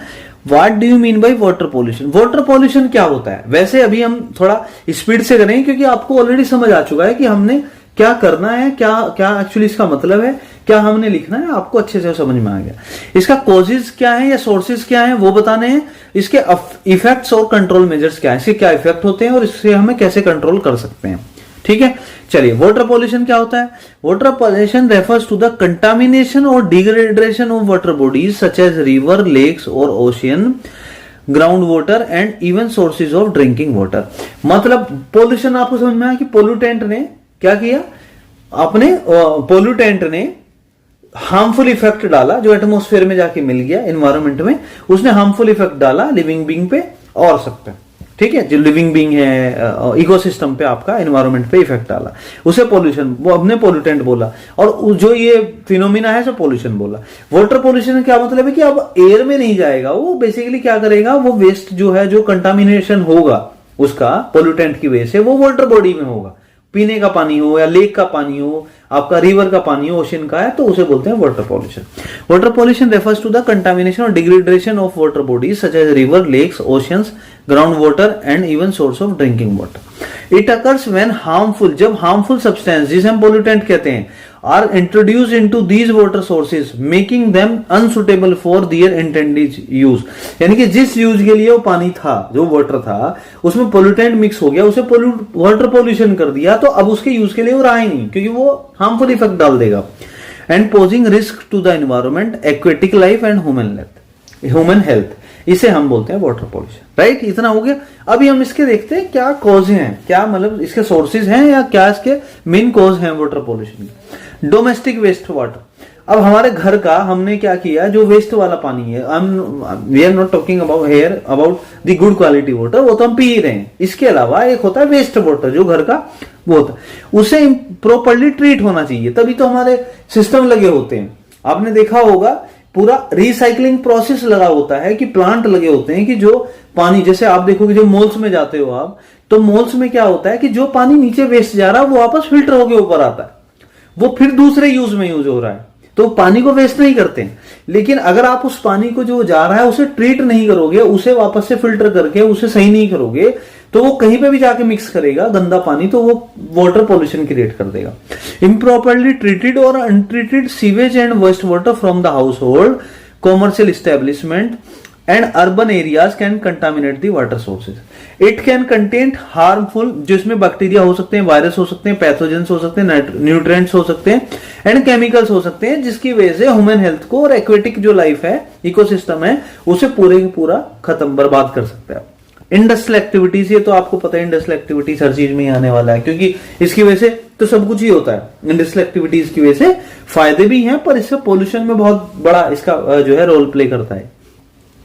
Industrial process can release pollutant होते हैं, जैसे हैवी मेटल है, टॉक्सिक केमिकल है, वेस्ट वाटर इनटू, तो वो क्या होता है सीधा वाटर बॉडीज में। वाटर बॉडीज जब भी मैं बोलता हूं, उसका मतलब रिवर है, कोई लेक है, कोई नाले हैं, कोई नदी है, कोई नाली है छोटी सी, तो उसमें जाके उसका वेस्ट जाने वाला है। वो वहां जाके कहा, वो अल्टीमेटली कहां मिलेगा जाके, एक बड़े वाला किसी उसमें प्लेटफॉर्म पे, कोई बड़ी रिवर होगी, कोई लेक होगी, या बड़ी आपका सी होगा या ओशियन होगा, तो अभी उसमें जाके मिलेगा, तो क्या करेगा, कंटामिनेटेड है, पोल्यूटेंट आपने उसमें डाल दिए, तो क्या होगा, अल्टीमेटली वाटर पोल्यूशन हमारा हो जाएगा। इंडस्ट्रियल डिस्चार्जेस में contain harmful substances that can persist in the environment. ठीक है जी, चलिए पॉइंट देखते हैं। पॉइंट नंबर 3 इसमें है एग्रीकल्चरल प्रैक्टिसेस। सिंपल है, एग्रीकल्चर का हम पता ही है, हमें पेस्टिसाइड यूज करते हैं हम लोग, हम फर्टिलाइजर यूज कर रहे हैं, पेस्टिसाइड है, हर्बिसाइड्स है, हम कितनी सारी दवाई और केमिकल के हम स्प्रे कर रहे हैं बेसिकली। उन सब का जब क्या होगा, हमने उसे यूज किया, फिर वो पानी के साथ बाद में वो फ्लो होगा, उसमें धीरे धीरे पानी भी देते हैं एग्रीकल्चरल लैंड में, तो पानी आपका रन ऑफ वाटर जो होगा वो कहां पे जाके मिलेगा, या तो आप किसी नदी में, नाले में, उस सब में जाके मिलने वाला है। जब उसमें जाके मिलेगा, केमिकल्स आपने डायरेक्टली उसमें रिलीज कर दिए तो पोल्यूटेंट है, तो वो उससे हो जाएगा हमारा पानी, वाटर हमारा pollutant, pollution. These chemicals can enter water bodies through runoff and leaching, leading to contamination of surface water and groundwater. Mining operation, again वही आ गया हमारा, माइनिंग ऑपरेशन अगर आप कर रहे हो तो इसमें पोल्यूटेंट काफी सारे रिलीज होते हैं, हैवी मेटल्स होते हैं, कुछ आपके टॉक्सिक केमिकल्स रिलीज होंगे जो कि किसी वाटर बॉडीज में जाके मिक्स हो जाएंगे और जिसकी वजह से हमारा क्या हो जाएगा, पूरा का पूरा वाटर पॉल्यूट हो जाएगा। ऑयल स्पिल्स जो हम ऑलरेडी पढ़ चुके हैं, अगर एक्सीडेंटल किसी वजह से ऑयल को हम एक्सप्लोर कर रहे हैं, कोई शिप है, कार्गो शिप है, शिप में से हम ऑयल को लेके जा रहे हैं, ट्रांसपोर्ट कर रहे हैं, बट किसी वजह से वो एक्सीडेंट हो गया या वो पलट गया या कुछ भी ऐसी प्रॉब्लम हुई कि ऑयल सारा कहां चला गया, ओशियन में चला गया या सी में चला गया, उसमें चला गया, तो वो कंटामिनेट हो गया। जैसे ऑफशोर ड्रिलिंग कर रहे हैं, उस टाइम पे कुछ ऐसा हो गया तो आपका पूरा का पूरा कंटामिनेशन हो जाएगा। इम्प्रॉपर वेस्ट डिस्पोजल, जो वेस्ट है आपका सॉलिड वेस्ट है, उसे आपको सही जगह डंप करना है। अगर आप डंप नहीं करोगे, कहीं नाली में डाल दिया, ज्यादातर लोग देखते हैं कि कूड़ा कचरा हुआ वो सीधा नाली में फेंक दिया या आपने इधर उधर फेंक दिया, तो अल्टीमेटली वो नाली में जाएगा, तो उससे क्या है, वो तो बेसिकली पूरी तरह से पोल्यूटेंट ही है वो, तो वो क्या करेगा, आपके वाटर बॉडी को पूरा पोल्यूट कर देगा। Including the plastic and other non biodegradable materials contribute to water pollution. Sewage and waste water disposal, जो सीवेज है हमारा आपको पता ही है, और जो वेस्ट वाटर है उसका हम प्रॉपर्ली उसे या तो हमें सही जगह उसे डिस्पोज करना है, नहीं तो हमें उसे ट्रीट करना है। ट्रीटेड वेस्ट को भी ट्रीट किया जा सकता है जिससे वो अनहार्मफुल चीज में कन्वर्ट हो जाए, हार्मफुल ना रहे। और untreated sewage and waste water discharge contribute pathogens. Pathogens क्या होते हैं, हमने बताया था, बैक्टीरिया एंड वायरस होते हैं जिसकी वजह से प्रॉब्लम होती है। Nutrients to water bodies, right, ठीक है, चलिए हमें समझ आ गया। अब हमने इसके कॉजेज देख लिए, अब हमको देखने हैं इसके इफेक्ट क्या है, वाटर पॉल्यूशन के इफेक्ट्स क्या है। इसके पहला है हेल्थ इंपैक्ट। अगर वाटर पॉल्यूशन है तो आप क्या करोगे, आप पोल्यूटेड पानी, वाटर कंज्यूम करने वाले हो, तो उससे बहुत निगेटिव इंपैक्ट आने वाले, जैसे water borne disease including the cholera and dysentery can result. हम ऑलरेडी लास्ट यूनिट में पढ़ चुके हैं क्या होता है cholera, dysentery can result from the consumption of contaminated water. अगर देखिए वो पोल्यूटेड वाटर है, मतलब कंटामिनेटेड वाटर है, हमें पता है, अगर हमने उसे कंज्यूम कर लिया या उससे बने हुए खाने का कंज्यूम कर लिया तो आपको वाटर बोर्न डिसीज होने वाली है, और बहुत सीरियस भी हो सकती है, सीवियर केस में डेथ तक हो जाती है अगर आप इस पे सही से ध्यान ना दें तो। इकोलॉजिकल डैमेज, जो हमारा इकोलॉजिकल डैमेज हो जाएगा पूरा। Pollution can harm aquatic life, disrupt food chains and lead to decline of fish population. Ecological मतलब अगर पानी का हम पोल्यूट हो चुका, कंटामिनेटेड पानी है, तो अब उसकी प्रॉपर्टी चेंज हो चुकी है, अब वो हार्मफुल है, तो उसमें फिश रहती हैं, उसमें छोटे छोटे जीव रहते हैं, जो भी हमारा समुद्र का पानी है, सी का पानी है, रिवर का पानी है, फिशेज रहती हैं, तो अभी उसमें क्या होगा, वो पूरा कंटामिनेटेड की वजह से उनकी लाइफ को, उनके सर्वाइवल को पूरा खतरा है, तो वो पूरा लाइफ बैलेंस पूरा बिगड़ जाएगा। Loss of diversity, biodiversity already देख चुके हैं, मतलब सेम यही है actually ecological damage. Contamination effect the diversity of species in the aquatic ecosystem, मतलब अलग अलग टाइप के क्रीचर्स, अलग अलग टाइप के फिश, अलग अलग टाइप के और different type of creature survive करते हैं किसमें, आपके पानी में, वाटर बॉडी में। अगर वाटर बॉडी की क्वालिटी खराब हो गई है, उसकी प्रॉपर्टी चेंज हो चुकी है क्योंकि वो पोल्यूट हो चुका है पानी, वाटर आपका, तो अभी कुछ टाइप की स्पेसीज उसमें से गायब हो जाएंगे, तो मतलब वो सर्वाइव ही नहीं कर पाएंगे, क्योंकि उन्हें जो इन्वायरमेंट चाहिए रहने के लिए, जो टेम्परेचर चाहिए, प्रेशर चाहिए, जो प्रॉपर्टीज चाहिए, जितना उसमें गैसेस इन्वॉल्व होनी चाहिए, ऑक्सीजन जितना होना चाहिए, जितने भी चीजें होनी चाहिए, वो बैलेंस बिगड़ते ही आपका पूरा सिस्टम बिगड़ जाएगा।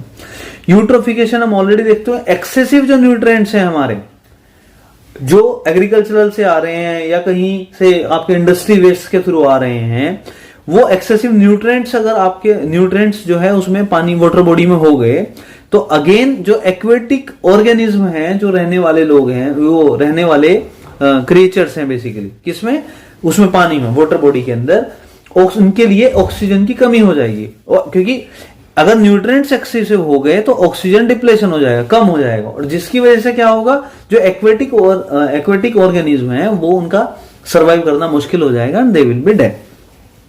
हैबिटेट डिस्ट्रक्शन, अगेन वही सेम चीज है, polluted water can degrade the habitat such as coral reefs, wetlands, estuaries, impacting the species that rely on them. ये टाइप की कोरल रीफ क्या है, ये स्पेसीज हैं बेसिकली, जो बेसिकली किस पे डिपेंड कर रही है, प्योर वाटर पे, अच्छे क्वालिटी के वाटर पे, लेकिन अगर वाटर पोल्यूट हो गया आपका तो ये नहीं रहेंगे।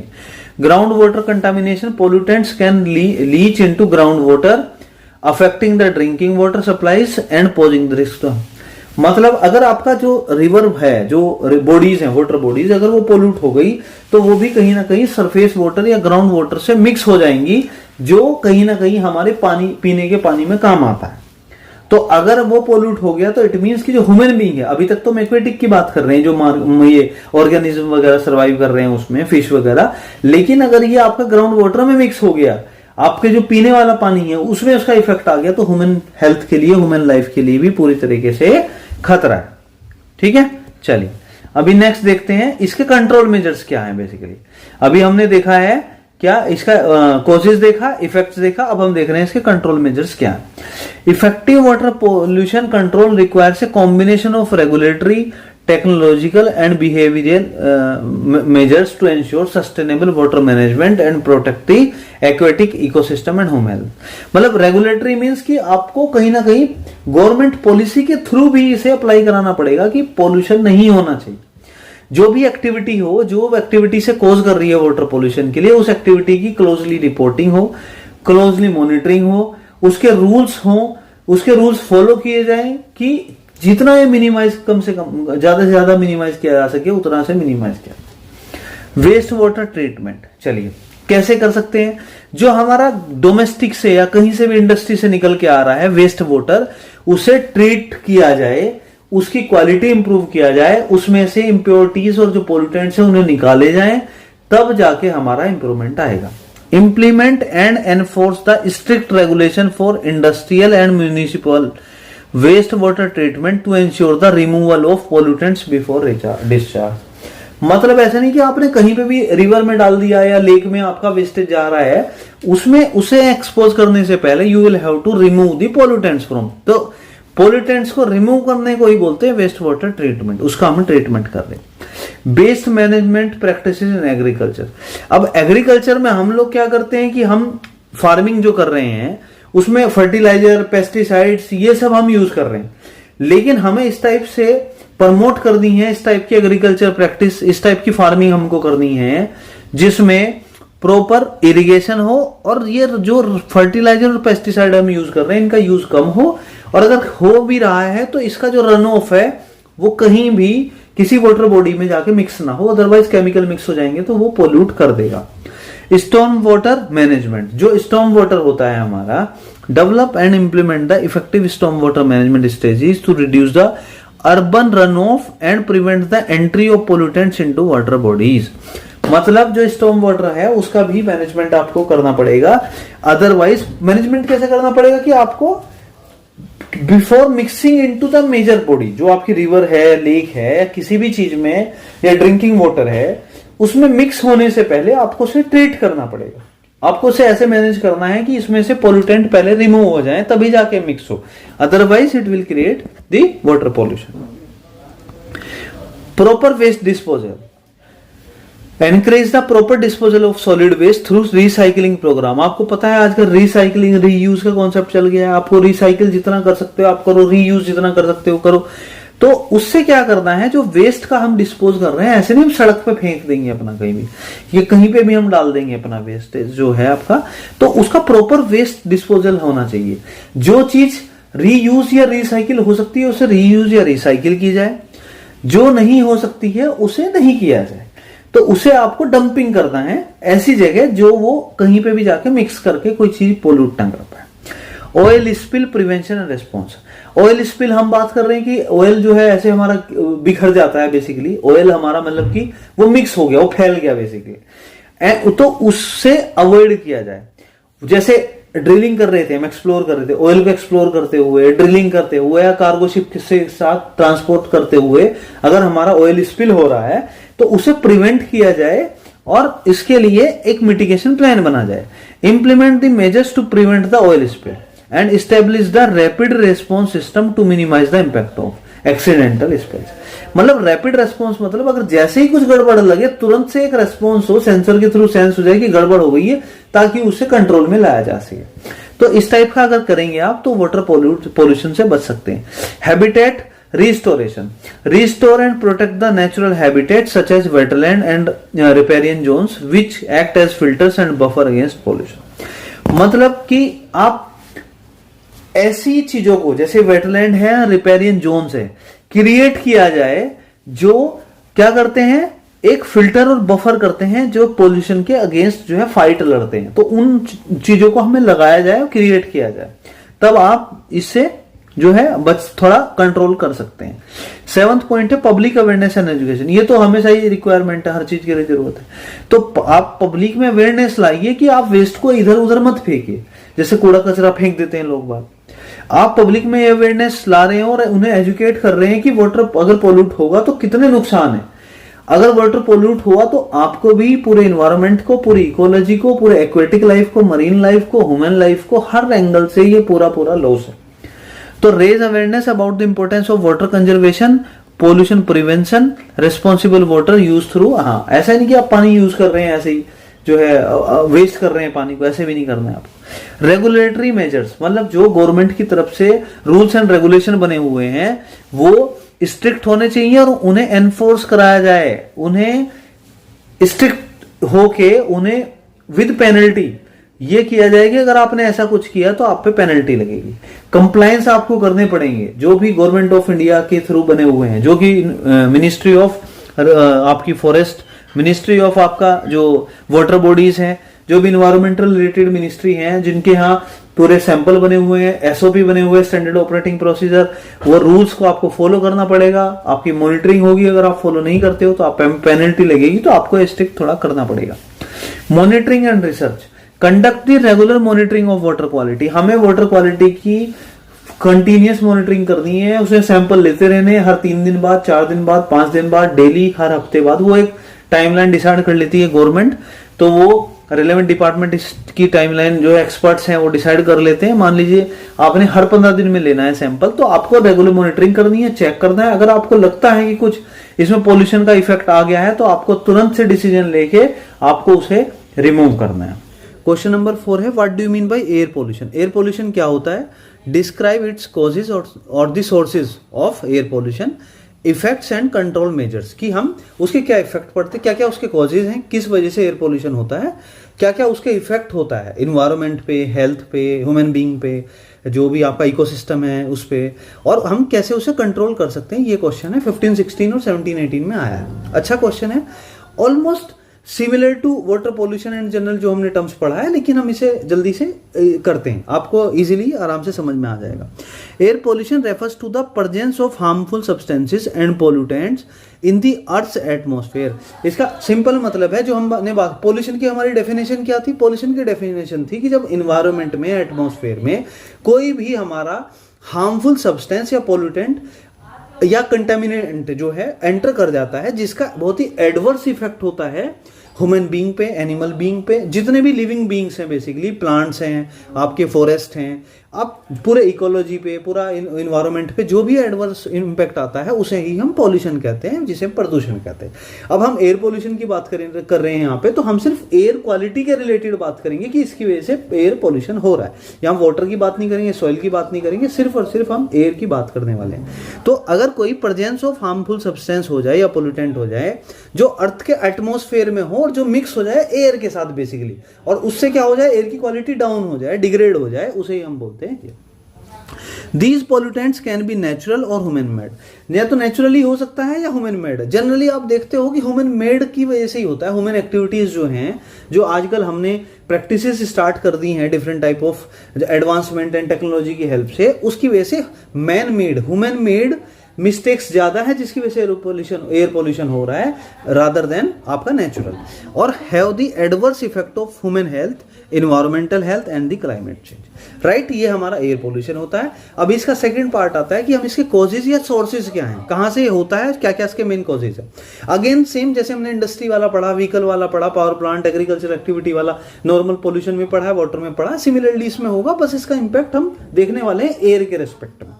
फर्स्ट है हमारा इंडस्ट्रियल एमिशन। आपको सबको पता है कि जगह जगह आजकल इंडस्ट्री बन चुकी है। इंडस्ट्री का जो आउटपुट आता है, इंडस्ट्री का जो एमिशन होता है, जैसे वहां पे कंबशन हो रहा है फॉसिल फ्यूल का इंडस्ट्रीज में, तो उसमें बहुत सारे पोल्यूटेंट रिलीज हो जाते हैं, जैसे sulphur dioxide, nitrogen oxide and particulate matter, सीधे सीधे एक्सपोज होते हैं एयर में जाके, जिससे वो एयर में मिक्स होकर एयर की क्वालिटी को डाउन कर देते हैं। ये हमारा एक रीजन हुआ। फिर है व्हीकल एग्जॉस्ट। जितनी भी आजकल पॉपुलेशन ग्रोथ हो रही है, उसकी वजह से बहुत सारे व्हीकल हो रहे हैं, 2 व्हीलर्स, 4 व्हीलर्स, 3 व्हीलर्स, आपके मल्टीपल व्हीलर्स लाइक ट्रक हो गए या बड़े बड़े ट्रेलर हो गए, तो इनका एमिशन होता है, जो एग्जॉस्ट होता है, उससे क्या निकलती है, कार्बन मोनोऑक्साइड। वो भी अपने आप में एक पोल्यूटेंट है। कार्बन मोनोऑक्साइड, नाइट्रोजन ऑक्साइड और वोलेटाइल ऑर्गेनिक कंपाउंड निकलते हैं। तो इनकी वजह से क्या होता है, वो एयर में मिक्स हो जाते हैं, एटमॉस्फेयर में जाके एयर हमारी पॉल्यूट हो जाती है। सिमिलरली पावर प्लांट क्या करता है, पावर जनरेशन करता है, जो हमारे कन्वेंशनल वाले पावर प्लांट है। हम रिन्यूएबल वाली बात नहीं कर रहे, जो हमने लास्ट यूनिट में पढ़ा है। जैसे सोलर एनर्जी है, वो तो ग्रीन एनर्जी है, उसमें तो कुछ भी आपका पोल्यूटेंट नहीं निकलने वाला है। आपकी हम हाइड्रो एनर्जी की बात करें या हम बात करें विंड एनर्जी की बात करें, तो वो सब जो है उसकी बात नहीं कर रहे हैं। जो कन्वेंशनल वाले चलते हैं, जिसमें हमारे कार्बन, हाइड्रोकार्बन टाइप के फॉसिल फ्यूल क्या होते हैं, बर्न होते हैं, जिसकी वजह से कार्बन एमिट होती है। Emission from the power plants, particularly those burning coal, जिसमें कोयले का जो कोल होता है उसे बर्न करते हैं, कॉन्ट्रीब्यूट टू एयर पोल्यूशन। कैसे? क्योंकि उसमें से जो बर्निंग होता है तो गैसेज निकलती हैं, जो नाइट्रोजन, सल्फर, ऑक्साइड्स और पर्टिकुलर मैटर टाइप निकलते हैं, और ये सीधे एयर में मिक्स हो जाते हैं। इट क्रिएट दी आपका air pollution. Agricultural activity fourth, agriculture activities हमें पता है कि हम लोग क्या कर रहे हैं आजकल, फर्टिलाइजर्स का यूज कर रहे हैं, पेस्टिसाइड्स का यूज कर रहे हैं, जिसकी वजह से अमोनिया, उनमें अमोनिया होता है, जो फर्टिलाइजर यूरिया जिसे हम बोलते हैं, यूरिया का एक्चुअली फॉर्मूला ही होता है that is form with the help of ammonia. जो अमोनिया गैस होती है, जब ये केमिकल रिलीज होता है तो ये केमिकल जाता है बाद में एक्सपोज होकर एयर में जाएगा तो पोल्यूट कर देगा, और एयर में हमारा हो जाएगा एयर पोल्यूशन। चलिए फिफ्थ पॉइंट देखते हैं, डिफोरेस्टेशन। हमें सबको पता है कि डिफोरेस्टेशन हम ऑलरेडी लास्ट यूनिट में पढ़ चुके हैं। जब हम लार्ज स्केल पे पेड़ काटना स्टार्ट कर देते हैं तो उसे डिफोरेस्टेशन बोलते हैं। एंड लैंड यूज चेंजेस, और हमने क्या किया, उसका लैंड का जिस पर्टिकुलर यूज के मोटिव के लिए यूज करना था, उसे ही यूज ही हमने चेंज कर दिया। Destruction of forest and changes in the land use can release the stored carbon and contribute to air pollution. अगर डिफोरेस्टेशन आपने कर दिया है तो डिफोरेस्टेशन क्या करता था, फॉरेस्ट आपके क्या करते हैं, कार्बन डाइऑक्साइड को एब्जॉर्ब करते हैं, लेकिन अब वो फॉरेस्ट ही नहीं रहेंगे तो कार्बन डाइऑक्साइड ओपन रहेगी एयर में, जिससे वो एयर क्वालिटी पोल्यूट हो जाएगी और एयर पोल्यूशन क्रिएट हो जाएगा। वेस्ट मैनेजमेंट, जितना भी हमारा वेस्ट है हम क्या करते हैं, कहीं भी डाल देते हैं, इम्प्रॉपर डिस्पोजल करते हैं। And burning of waste release the pollutant such as dioxins and particular matter into the air. जो हमारा कोई भी सॉलिड वेस्ट है या किसी भी टाइप का वेस्ट है, हम उसे प्रॉपर जगह डंप नहीं कर रहे हैं, रिसाइकिल नहीं कर रहे हैं, रीयूज नहीं कर रहे हैं, उसे बायोडिग्रेडेबल की फॉर्म में नहीं है अगर वो है हमारा, तो वो कहीं भी आप डाल दोगे, कहीं उसे जला दोगे, उससे जो गैसेज रिलीज होंगी वो अल्टीमेटली एयर में जाएंगी, एटमॉस्फेयर में जाएंगी, और हमारा हो जाएगा पूरा एयर पोल्यूशन। नेचुरल सोर्स की बात करते हैं हम। चलिए, नेचुरल सोर्स क्या होता है, जैसे wild fires, volcanic eruptions and dust storms can contribute to air pollution.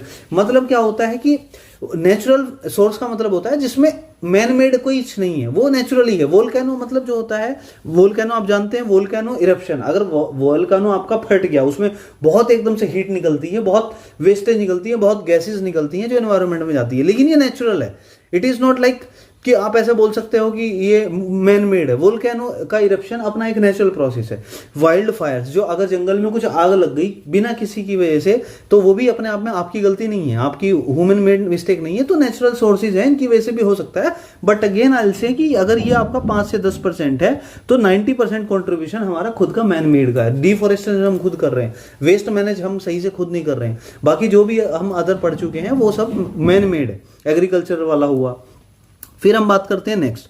तो अभी आता है हमारा इफेक्ट ऑफ एयर पोल्यूशन, ये हमने साथ देख लिया। Effect of air pollution, air pollution का इफेक्ट क्या है एक्चुअली आपको पता है इसका? तो मतलब जैसे नॉर्मल पोल्यूशन कोई भी है उसका आपकी हेल्थ पे भी, इन्वायरमेंट पे भी, हर एंगल से उसका नेगेटिव इंपैक्ट जाने वाला। सेम वाटर पोल्यूशन के केस में, एयर पोल्यूशन के। लेकिन एयर पोल्यूशन के केस में मतलब जो एयर पोल्यूशन है, जो एयर क्वालिटी हमारी खराब हुई है, उसे कंजप्शन से या उससे आपकी हेल्थ पे, आपके एनवायरनमेंट पे क्या इंपैक्ट पड़ने वाला है हम पढ़ने वाले हैं। रेस्पिरेटरी इश्यूज, मतलब जो सांस लेते हैं आप, आपका जो ब्रीथ इन ब्रीथ आउट है वो उस वजह से बहुत सारा इश्यूज आ सकते हैं। Exposure to air pollutants can lead to respiratory problems including asthma आपको हो सकता है, ब्रोंचिटिस हो सकती है, अदर लंग डिसीज हो सकती है।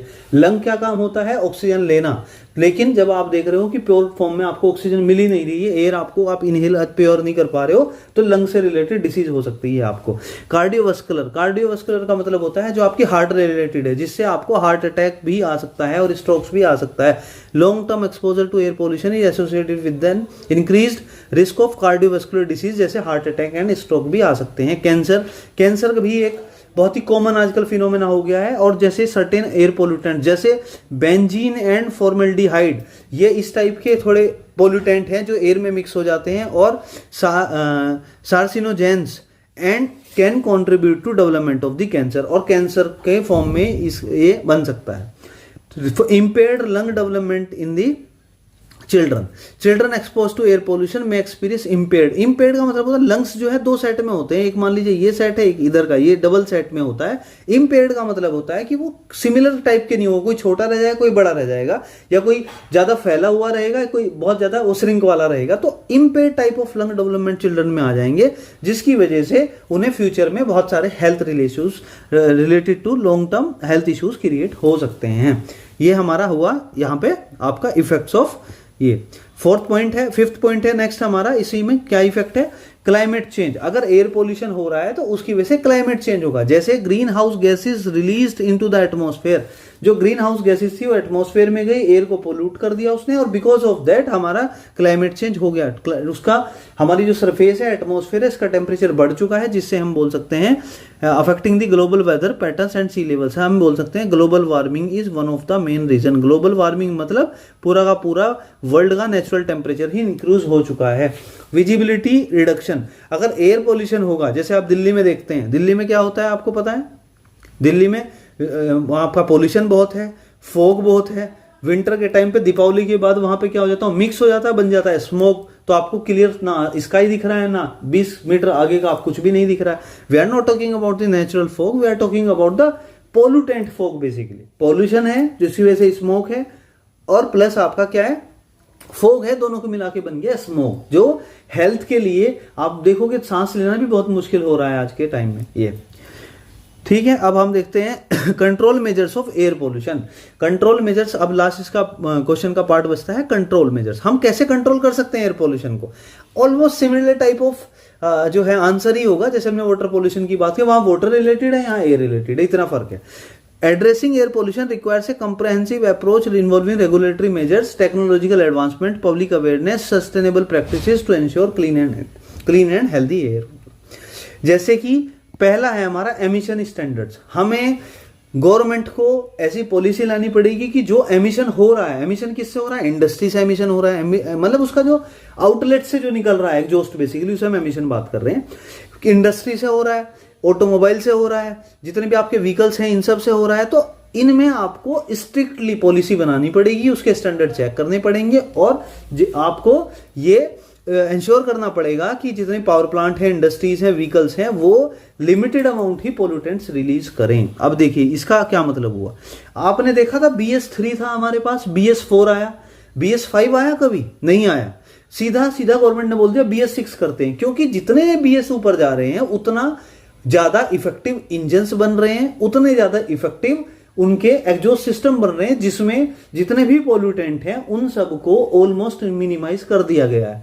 यही रीजन है, इसलिए आप देखोगे दिल्ली में या आसपास कहीं भी जाओगे 10 से 15 साल पुराने डीजल वाले व्हीकल को बंद किया जा रहा है, क्योंकि उनका एमिशन, पोल्यूटेंट एमिशन बहुत एक्सट्रीम लेवल पे है। उसकी वजह से पूरा एटमॉस्फेयर, पूरा एनवायरमेंट, पूरा एयर क्वालिटी खराब हो रही है। I think you got the answer, आपको एक क्लियर समझ आ गया। ऑल्टरनेटिव एनर्जी सोर्स, जैसे हमारा पावर प्लांट होते हैं कन्वेंशनल टाइप के, फॉसिल फ्यूल को आपने बर्न किया, कार्बन रिलीज हुआ, आप उससे कार्बन से ग्रीन हाउस गैसेस इफेक्ट आया, आपका एयर पोल्यूट हो। लेकिन अगर आप अल्टरनेट एनर्जी सोर्स ले लें, मतलब जिन्हें हम रिन्यूएबल एनर्जी सोर्स बोलते हैं, तो उसमें तो वो तो क्लीन एनर्जी है, वो तो ग्रीन एनर्जी है, उसमें तो आपका कुछ भी नहीं होने वाला है पोल्यूटेंट, तो that is perfect to reduce the reliance on the fossil fuel. Public transportation, जैसे हम बात कर रहे हैं कि पर्सनल सबने अपनी गाड़ी खरीद ली है, पॉल्यूशन पॉपुलेशन बढ़ती जा रही है, तो सबके पास मल्टीपल कार्स हैं, मल्टीपल बाइक्स हैं, मल्टीपल एक्टिवाज हैं, तो इसकी वजह से पब्लिक अगर तो सबके पास अपना है, तो अगर आप पब्लिक ट्रांसपोर्ट यूज करेंगे तो अपना नहीं करके तो पब्लिक ट्रांसपोर्ट यूज करेंगे तो नंबर ऑफ व्हीकल्स कम होंगे रोड पे, जिसकी वजह से हमारा एमिशन कम होगा, पोल्यूटेंट कम होंगे। Encourage the use of public transport, या फिर साइकिल से जा सकते हो, या अगर छोटा मोटा आसपास डिस्टेंस है आपकी, आप वॉक करके जा सकते हो।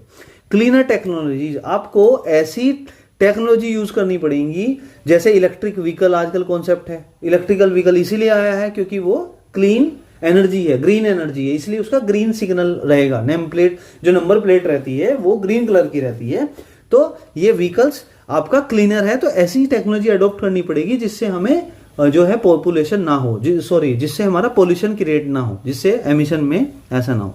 ठीक है, नेक्स्ट देखते हैं, 5th पॉइंट है इसका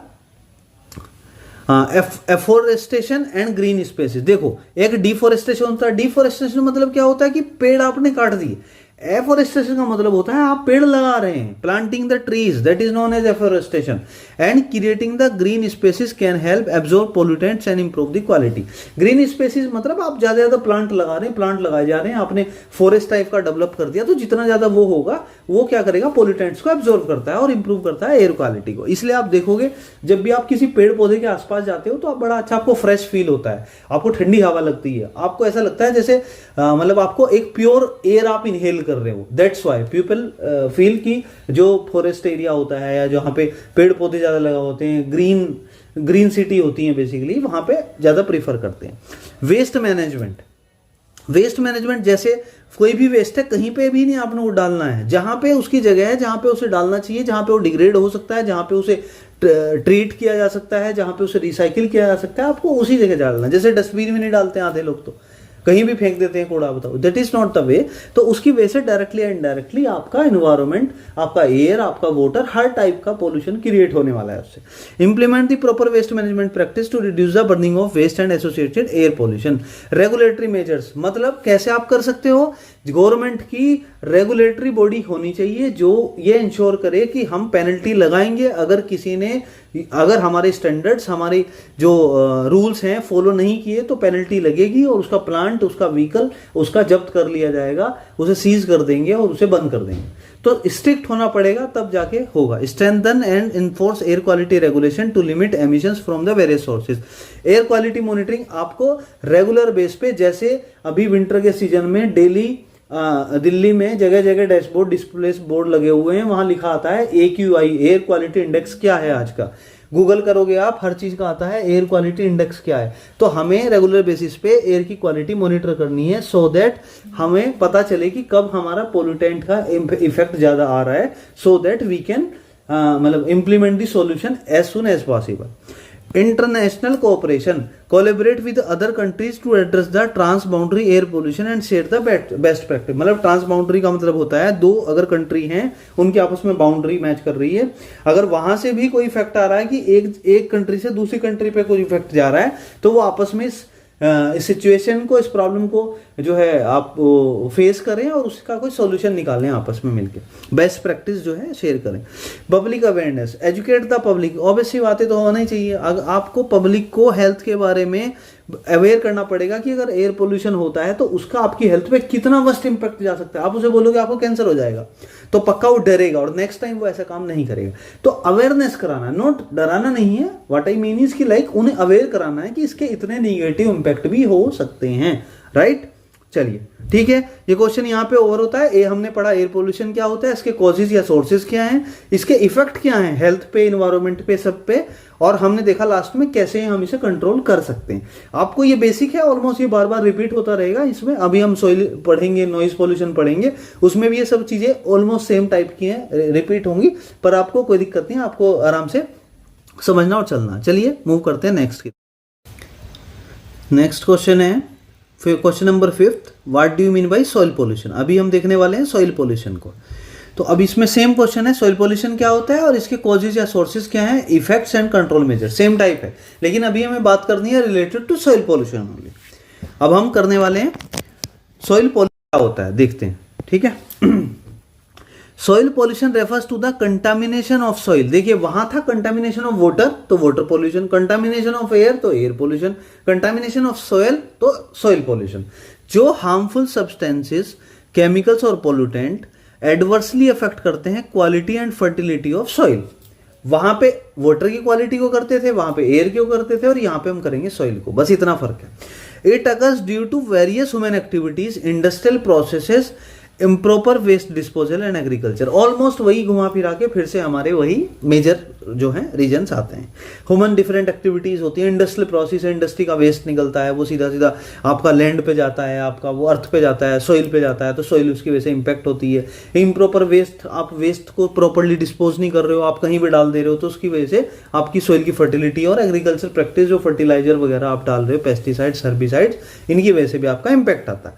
कॉजेज और sources of soil pollution, industrial activities, again वही इंडस्ट्रियल एक्टिविटीज, जो हम इंडस्ट्री का वेस्ट होता है उसे डिस्पोज करते हैं, तो उसमें क्या होता है, इंडस्ट्री का वेस्ट इन्वॉल्व होता है, हैवी मेटल्स होते हैं, केमिकल्स होते हैं, टॉक्सिन्स होते हैं, वो कहां पे जाएंगे अल्टीमेटली, वो आपने डिस्पोज कर दिए लैंड के ऊपर, सॉइल के ऊपर बेसिकली। तो जैसे ही आप जाओ वो उसके ऊपर जाएगा तो वो क्या करेगा, सॉइल की प्रॉपर्टी को कंटामिनेट कर देगा, क्योंकि वो प्रॉपर और सही चीज नहीं है, वेस्ट है बेसिकली, वो बहुत हार्मफुल है, जो सॉइल की प्रॉपर्टीज को वेस्ट वो डैमेज कर देगा। एग्रीकल्चर, जैसे हम pesticides, herbicides, chemical fertiliser use कर रहे हैं, इससे हार्मफुल सब्सटेंसेस जो है सॉइल के अंदर जाती हैं, जिससे उसकी फर्टिलिटी, उसकी प्रोडक्टिविटी पूरी की पूरी खराब हो जाती है। माइनिंग एक्टिविटी हम करते हैं, जैसे हमने मिनरल्स को निकालना है तो उसके लिए माइनिंग एक्टिविटी कर रहे हैं, वहां पे हम एक्सकेवेशन कर रहे हैं, बहुत टाइप की मशीन ला रहे हैं, जिसकी वजह से बहुत सारे ऑपरेशंस हम करते हैं, जिससे हमें ऐसे ऐसे पोल्यूटेंट हमारे और हैवी मेटल ऐसे रिलीज होते हैं जो जैसे सेडिमेंट की फॉर्म में, जो सॉइल को डिग्रेड कर देते हैं, क्योंकि वो तो फ्लो होके सॉइल के ऊपर ही जाने वाले हैं, अर्थ के ऊपर ही जाने वाले हैं, तो जिससे हमारा सॉइल डिग्रेड हो जाएगा। इम्प्रॉपर वेस्ट डिस्पोजल, जो हमारा वेस्ट है बेसिकली, जो हम वेस्ट है, अगेन फिर से वही बार बार वही रिपीट करना पड़ रहा है बेसिकली, क्योंकि ये क्वेश्चंस हैं अलग टाइप के। बाकी आपको पहले अगर समझ में आ गया तो अल्टीमेटली वही करना है, बस लिंक करना है उसे सॉइल से, that's it. This incorrect disposable and solid of solid waste including the plastic and hazardous material contribute to soil pollution. थोड़ा सा चलिए स्पीड से चलते हैं, क्योंकि ये ऑलमोस्ट हम बार बार वही सेम चीज देख रहे हैं, तो उसमें ज्यादा मजा भी नहीं आने वाला। अर्बेनाइजेशन एंड कंस्ट्रक्शन, तो आप क्या कर रहे हो कि जो बार बार के शहर बसा रहे हो, गांव से लोग छोड़ के शहर जा रहे हो, तो आजकल आप देखोगे कि एक सिटी थी वो पहले इतनी छोटी होती थी, अब उसके इधर आउटर पे चारों तरफ, चारों डायरेक्शन में, पांचों सब जगह डायरेक्शन में आप देखोगे कि उसके हर तरफ एक्सपेंशन होते जा रहे हैं, वहां प्लॉट बन रहे हैं, वहां पे आपका ये कॉलोनी बन रही है, तो ये अर्बनाइजेशन होता जा रहा है, कंस्ट्रक्शन एक्टिविटी हो रही है। जो कंस्ट्रक्शन एक्टिविटी होती है उसकी वजह से सोइल इरोजन होता है, एक्सकेवेट जब हम करते हैं, सोइल को हटाते हैं, बार बार खोदते रहते हैं, and introduction of pollutant such as cement and construction waste जो हमारा उसमें सॉइल में जाएगा, ये सॉइल के ऊपर कुछ टाइम के लिए रहेगा, उसकी वजह से उसका सॉइल की प्रॉपर्टीज डैमेज हो जाएंगी। ऑयल स्पिल जो हम पढ़ चुके हैं कि किसी एक्सीडेंट की वजह से, किसी भी रीजन की वजह से, अगर जो बड़े बड़े टैंकर में हमारे ऑयल आ रहे हैं, पेट्रोल डीजल सब ये आ रहा है, या हम एक्सप्लोर जब कर रहे हैं उसे ऑफशोर में जाके, तो जब उस टाइम पे, ट्रांसपोर्टेशन के टाइम पे, एक्सप्लोरेशन के टाइम पे, एक्सट्रैक्शन के टाइम पे, अगर वो स्पिल हो जाता है, मतलब गिर जाता है, क्योंकि वो ऐसे नहीं है कि आपका 1 लीटर ऑयल है, that is in millions of, like अगर हम बात करें कि कितने लाखों आप इसमें क्यूबिक मीटर क्यूब, या आप वॉल्यूम में बात करेंगे अगर, तो कितने लीटर होता है बेसिकली। तो अगर वो ऐसे गिरेगा, फैलेगा, तो क्या होगा, उसका पूरी की पूरी प्रॉपर्टीज वहां पे डिग्रेड कर देगा। सॉइल के ऊपर गिरेगा तो, अर्थ के ऊपर गिरेगा तो सॉइल की प्रॉपर्टी कर देगा कंटामिनेट। डिफोरेस्टेशन, अगेन फिर वही बात आती है, डिफोरेस्टेशन मतलब क्या होता है, बहुत सारे फॉरेस्ट ट्रीज को आपने एक साथ कट कर दिया, जिसकी वजह से आपकी सॉइल की जो बॉन्डिंग पावर है, जो बाइंडिंग पावर है, वो खत्म हो जाएगी। और फॉरेस्ट क्या करते हैं, पोल्यूटेंट को फिल्टर करने का काम करते हैं, लेकिन अब फिल्टर नहीं कर पाएंगे, तो जिसकी वजह से सॉइल का डिग्रेडेशन हो जाएगा। एग्रोकेमिकल्स, एग्रोकेमिकल्स का मतलब है एग्रीकल्चर जब आप कर रहे हो तो उसमें आप agrochemical over use and improper application of agrochemicals, जैसे फर्टिलाइजर्स होते हैं, पेस्टिसाइड्स होते हैं, वो उसकी वजह से हमारा सॉइल पॉल्यूशन हो सकता है। सेम टाइप का, इसलिए हम थोड़ा फास्ट चल रहे हैं।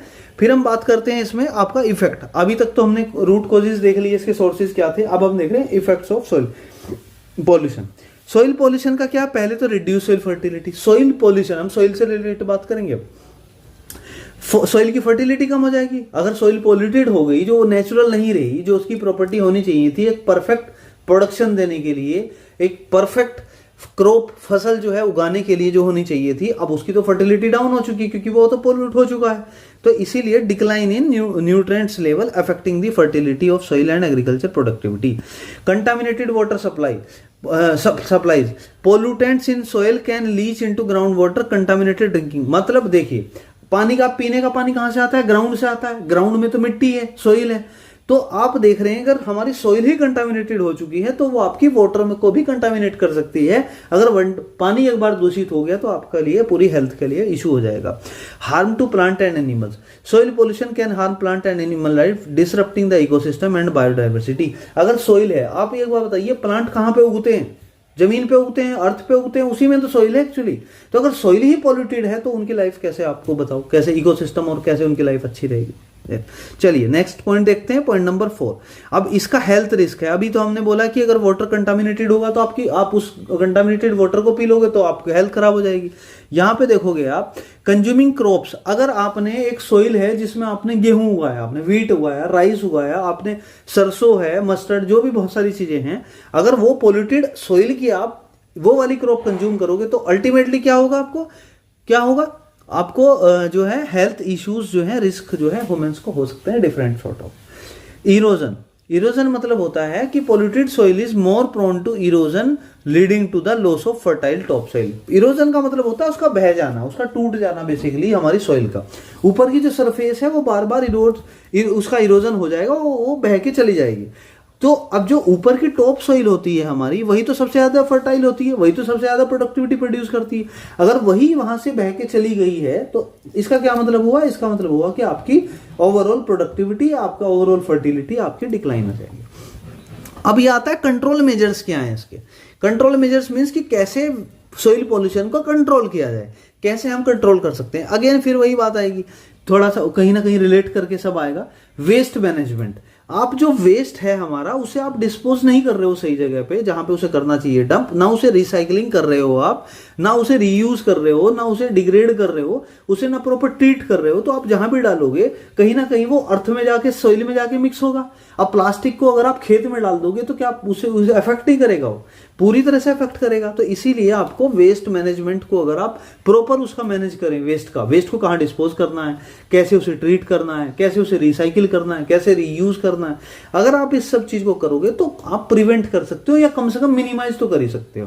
Contaminated site remediation, remediate the contaminated sites through techniques such as bioremediation, phytoremediation and soil washing. This is phytoremediation, yes, and soil washing. अब ये देखो ये होता क्या है, हम बात कर रहे हैं कि बायोरेमेडिएशन। बायोरेमेडिएशन एक्चुअली क्या होता है, देखिए बायो मीन्स क्या होता है, लिविंग में। तो जितने भी लिविंग ऑर्गेनिज्म हैं हमारे, जो भी लिविंग ऑर्गेनिज्म होते हैं माइक्रो लेवल पे, अगर हम वहां पे क्या करेंगे, जहां पे कंटामिनेटेड सॉइल है वहां पे उन्हें और ज्यादा उसमें मतलब छोड़ देंगे बेसिकली रहने के लिए, और ज्यादा कहीं और से लाके अब वहां पे रख देंगे, तो उसकी वजह से क्या होगा, आपका जो इफेक्ट ऑफ पोल्यूटेंट है सॉइल पोल्यूशन में वो कम हो जाएगा। फाइटोरेमेडिएशन का क्या मतलब होता है, इसका मतलब होता है रेमेडी करना है बेसिकली। फाइटोरेमेडिएशन का मतलब होता है प्लांट वगैरह, आपने वहां पे प्लांट हैं, बहुत सारे प्लांट हैं ये, और आपने ज्यादा एक्स्ट्रा लगा दिए वहां पे, और इधर उधर से आप लाए वहां पे लगा देंगे, तो उससे क्या होगा, पोल्यूटेंट का इफेक्ट जो है और कम हो जाएगा। या सॉइल वॉशिंग, मतलब जो सॉइल है आपको लग रहा है कंटामिनेटेड है, उसे आप एक बार वॉशिंग करेंगे, तो ये भी टेक्निक होती है जिससे हम आपका थोड़ा रेमेडिकली थोड़ा सॉइल पोल्यूशन को कंट्रोल कर सकते हैं। थर्ड है रिड्यूस्ड केमिकल यूज। ऑब्वियस सी बात है, अगर आप जो फार्मिंग कर रहे हैं उसमें आप मिनिमाइज कर सकते हैं एग्रोकेमिकल्स, फर्टिलाइजर, पेस्टिसाइड्स, ये सब अगर आप उसे मिनिमाइज कर देंगे सॉइल की फर्टिलिटी ज़्यादा हो जाएगी और इसे आप कंट्रोल कर सकते हैं soil pollution. Afforestation and soil conservation. Afforestation का मतलब हम अभी लास्ट क्वेश्चन में पढ़ चुके हैं कि आप ज़्यादा से ज़्यादा ट्री और लगा रहे हैं। और implement the soil conservation. Soil conservation का मतलब होता है किसी चीज़ को बचाना, बेसिकली किसी को सेफ गार्ड करना। तो अगर हम ये वाली टेक्निक सॉइल कंजर्वेशन को यूज करें, प्लांट को और ज़्यादा more and more plant trees आप करें, प्लांटेशन ऑफ ट्रीज, तो इसकी वजह से भी हमारा erosion and maintain the soil structure ये कर सकते हैं। Regulatory measures is nothing but कि आपको क्या करना है, रेगुलेटरी मेजर्स की गवर्नमेंट को ऐसे जो रेगुलेशंस हैं, जो पोल्यूशन रिलेटेड रेगुलेशंस हैं, पॉलिसीज हैं, उसे एनफोर्स कराना है, उसे स्ट्रिक्टली इनकॉर्पोरेट कंप्लाई कराना है from the industries, from waste disposal, from the agriculture point of view, so that हमारा सॉइल पोल्यूशन कम से कम हो सके। ठीक है, ये समझ आ गया आपको? चलिए ठीक, अब हम देखते हैं 6th पॉइंट है इसमें। 5th पॉइंट हो गया हमारा मॉनिटरिंग एंड असेसमेंट। हम क्या करेंगे, रेगुलर बेसिस पे सोइल क्वालिटी को चेक करते रहेंगे। रेगुलर पे जैसे एयर क्वालिटी को चेक करते हैं, वाटर क्वालिटी को चेक करते हैं, ऐसे ही सोइल के भी सैंपल ले लेके आप उसे चेक करेंगे और आइडेंटिफाई करेंगे कि क्या कोई जो आपका पोल्यूशन है किसी टाइप का, पोल्यूटेंट इसमें आया है कि नहीं आया है।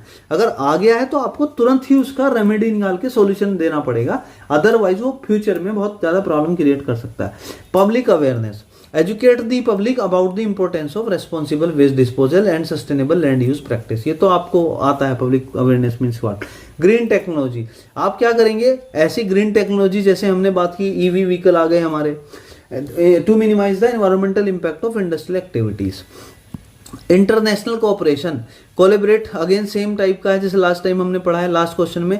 Collaborate internationally to address cross border pollution issues and share the best practices. मान लीजिए हो सकता है उस दूसरी कंट्री में कुछ बहुत अच्छी प्रैक्टिस चल रही हो जिसकी वजह से उनका सोइल पोल्यूशन बहुत कम हो, उसी के बराबर में हमारी कंट्री है, उसमें प्रैक्टिस हम दूसरी टाइप की यूज कर रहे हैं, लेकिन हमारे यहाँ पोल्यूशन ज्यादा है, सॉइल पोल्यूशन, तो हम उनसे शेयर कर सकते हैं, उनसे ले सकते हैं टेक्नोलॉजी की, आप कौन सी टेक्निक और टेक्नोलॉजी यूज कर रहे हैं। सॉइल कंजर्वेशन प्रैक्टिस, अगेन हम अभी लास्ट पढ़े ही हैं अभी इसी में ही, कि हम जैसे cover cropping, crop rotation, contour ploughing to protect the conserve soil. ये क्या होता है एक्चुअली, ये टाइप ऑफ सॉइल को बचाने के तरीके हैं। हमने क्या है, क्रॉप को कवर कर दिया है बेसिकली, जो बाहर से कुछ ना एक्स्ट्रा कुछ चीज उसमें आए। क्रॉप रोटेशन, बार बार आप सेम टाइप की क्रॉप नहीं कर रहे, आप उसमें रोटेट कर रहे हो, कभी गेहूं लगाया आपने, कभी गन्ना लगाया, कभी आपने फिर से राइस लगाया, इस टाइप से आप रोटेट कर रहे हो, ये वाला।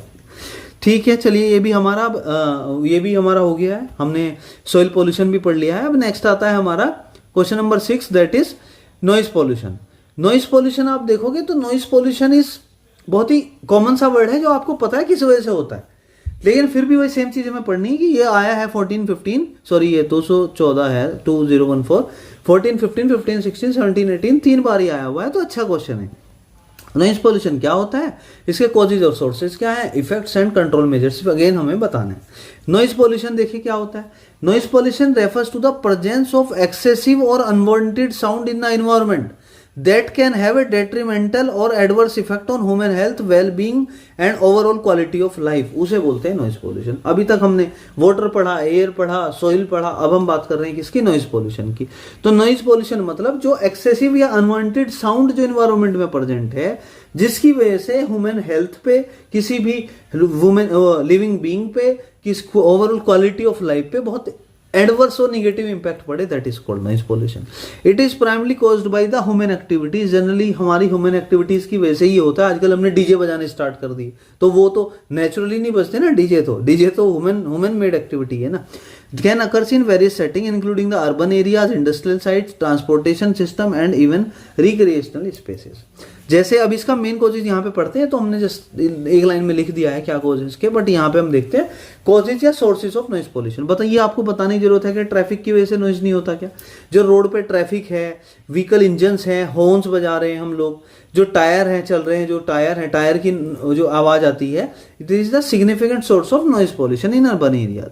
इंडस्ट्रियल एक्टिविटीज क्या है, जो मशीन है, मशीन भी आवाज करती है, मशीन चल रही है, आप आटा चक्की देख लो, आप आटा चक्की आपकी वो कितनी आवाज करती है। इक्विपमेंट बहुत सारे लगते हैं, जैसे ड्रिलिंग मशीन हुआ आपका, रिग हुआ आपका, क्रेन हुआ, एक्सकेवेटर हुआ, जितने भी टाइप की मशीन है, आपका सब इक्विपमेंट है, सब आवाज करते हैं। प्रोसेस इन इंडस्ट्रीज, जैसे कोई प्रोसेस हो रहा है, पीसने का है, आटा चक्की की बात कर लेते हैं, तो पीसने के प्रोसेस में अपने आप बहुत तेज आवाज आती है, तो जनरेट है हाई लेवल ऑफ नॉइज, इसकी वजह से होता है हमारा noise pollution.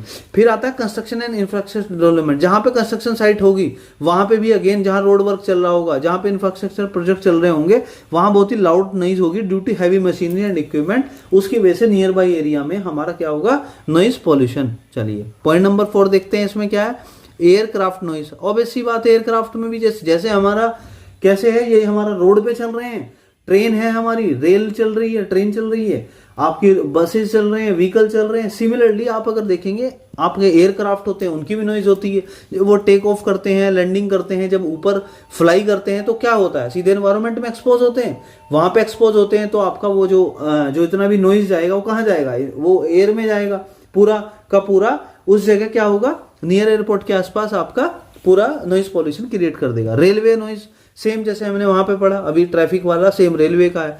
Train and associated railway operations can generate noise particular in densely populated area, जो डेंसली पॉपुलेटेड एरिया है वहां पे ज्यादा इसका इफेक्ट आता है। Recreational activities, recreational activities means कि जैसे हम कंसर्ट कर रहे हैं, मतलब कहीं पे फंक्शन चल रहा है, कोई शादी चल रही है, कोई स्पोर्ट्स चल रहा है, फायरवर्क चल रहा है दीपावली पे या होली पे या फिर आपका ईद पे या किसी भी टाइप का हो सकता है, जो सेलिब्रेशन है। हम तो वर्ल्ड कप जीत जाते हैं, उसी को सेलिब्रेट करते हैं, कोई आईपीएल जीत जाते हैं, उसी पे सेलिब्रेशन चलता है।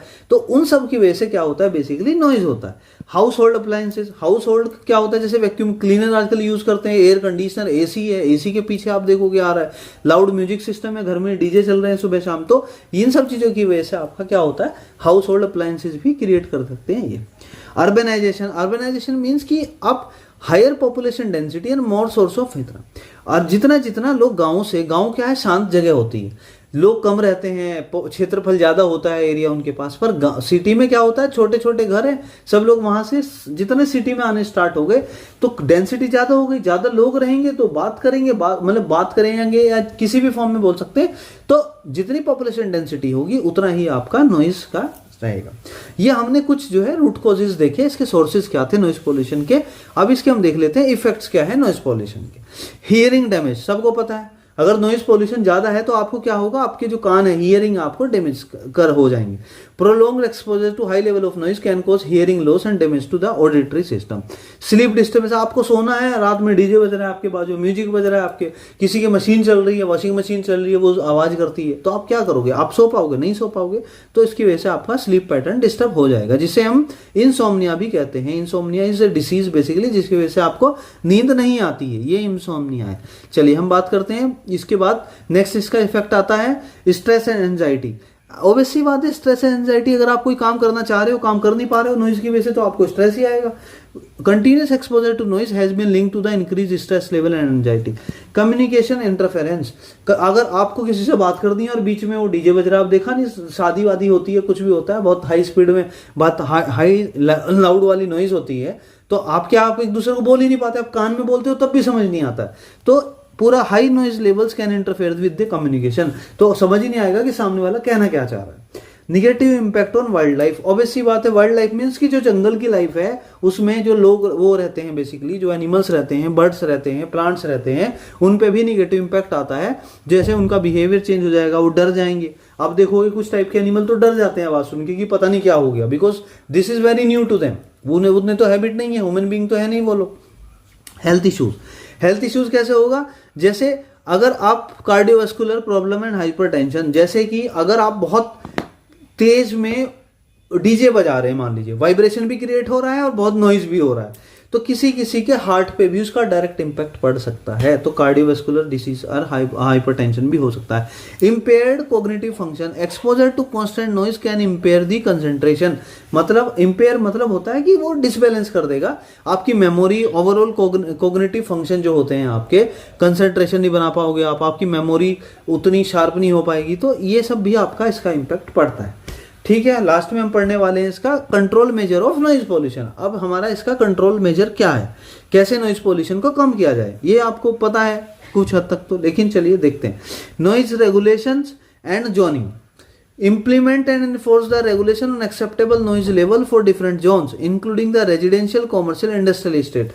मतलब देखिए, अगर आपका आपका इंडस्ट्रियल इंक्लूड रेजिडेंशियल एरिया है, गवर्नमेंट ने क्या रूल निकाला है, जहां भी रेजिडेंशियल एरिया है 10 बजे के बाद आप डीजे नहीं बजा सकते हो। तो अलग अलग जोन यानी कि एरिया के हिसाब से ये गवर्नमेंट ने कुछ लेवल एक्सेप्टेबल नॉइज लेवल है। जैसे ह्यूमन की जो मतलब एक्सेप्टेंस रेंज है वो कम होती है, वो ज्यादा रेंज नहीं होती है। तो अगर आप जबरदस्ती डीजे बजाने लगोगे हाई डीबी में, डेसिबल इसकी यूनिट होती है, हाई इंटेंसिटी के साथ, तो क्या होगा, अल्टीमेटली आपको नेगेटिव इंपैक्ट डालेगा। तो इसलिए गवर्नमेंट ने पॉलिसी बनाई है कि डिफरेंट जोन के हिसाब, अगर कहीं पे पशु रह रहे हैं, एनिमल्स हैं, प्लांट्स हैं, वहां के लिए अलग फ्रीक्वेंसी है, वहां के लिए अलग लेवल है, अपर लेवल।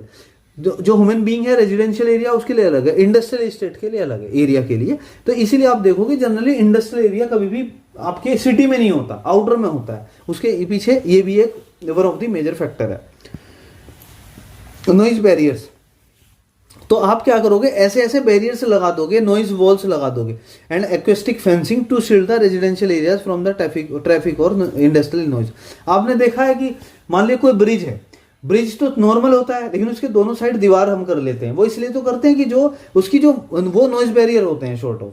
तो अगर आपका कोई व्हीकल जा रहा है या मान लो ट्रेन वाला ब्रिज भी है, अगर जा रहे हैं तो उसकी जो आवाज है वो नॉइज बैरियर से टकरा के वहीं पे रह जाए, बाहर ना जाए लोगों के पास, जो रेजिडेंशियल एरिया है या ऐसे सेंसिटिव एरिया हैं जिन पे नॉइज पोल्यूशन का बहुत निगेटिव इंपैक्ट पड़ता है। पॉइंट नंबर 3 देखते हैं। पॉइंट नंबर 3 है लिमिटेड कंस्ट्रक्शन आवर्स। अब आपको क्या करना पड़ेगा कि दिन के टाइम में हम सब लोग बिजी रहते हैं तो उतना इफेक्ट नहीं पड़ता है। तो आपको कंस्ट्रक्शन एक्टिविटीज जो चल रही हैं उसके वर्किंग आवर्स को लिमिट करना पड़ेगा। ऐसा नहीं कि आप रात को 12 बजे बोल रहे हो कंस्ट्रक्शन एक्टिविटी पड़ोस में चल रही है और आप डिस्टर्ब हो रहे हैं तो आपको परेशानी होगी, तो नॉइज पोल्यूशन और नॉइज डिस्टर्बेंस होता है। तो इसीलिए हमें ऐसे टाइम पे ही कंस्ट्रक्शन एक्टिविटीज को परमिट करना होगा जिस टाइम पे वो एक्सेप्ट किया जा सके या जिस टाइम पे उसका जो इम्पैक्ट है वो कम से कम। यूज ऑफ क्वाइटर टेक्नोलॉजी, ऐसी आप यूज किए, जैसे जनरेटर आ गए, डीजी सेट आ गए आपके आजकल, जो पहले क्या होते थे वैसे जनरेटर होते थे, वो पूरे एरिया में ही नॉइज पोल्यूशन फैला देते थे। लेकिन आजकल क्या हो गया, बिल्कुल साइलेंट है, आजकल पता ही नहीं चलता आपका पावर बैकअप चल रहा है। तो आपको इस टाइप की यूज करनी पड़ेगी जो क्वाइट मशीनरी हो, जो शांत जो है, जिसका आवाज कम हो। जैसे इलेक्ट्रिक व्हीकल है उसमें आवाज ही नहीं आती, आप देखोगे इलेक्ट्रिक एक्टिवा वाली में। लेकिन आप वो देखोगे बाइक अगर डीजल वाली, वो पेट्रोल वाली जो आपकी चलती हैं, तो आप देखो उसमें आवाज रहती है। Vehicles and equipment through the adoption of noise reducing technology. Public awareness, again ये फिर वही सेम कॉमन आया, पब्लिक को अवेयर कराना पड़ेगा कि अगर नॉइज पोल्यूशन होता है तो उसके बहुत निगेटिव और एडवर्स इंपैक्ट भी हो सकते हैं आपकी लाइफ में। तो इसलिए आपको अवेयर रहना है नॉइज पोल्यूशन के लिए। जो भी चीजें रिस्पॉन्सिबल हैं उन्हें अवॉइड करना है और कोशिश करना है कि हमारा नॉइज फ्री पॉल्यूशन रहे। मतलब पॉल्यूशन अगर है भी तो नॉइज वाला ना हो, कोई दूसरा है तो बात अलग है, बट आपको नॉइज वाला नहीं।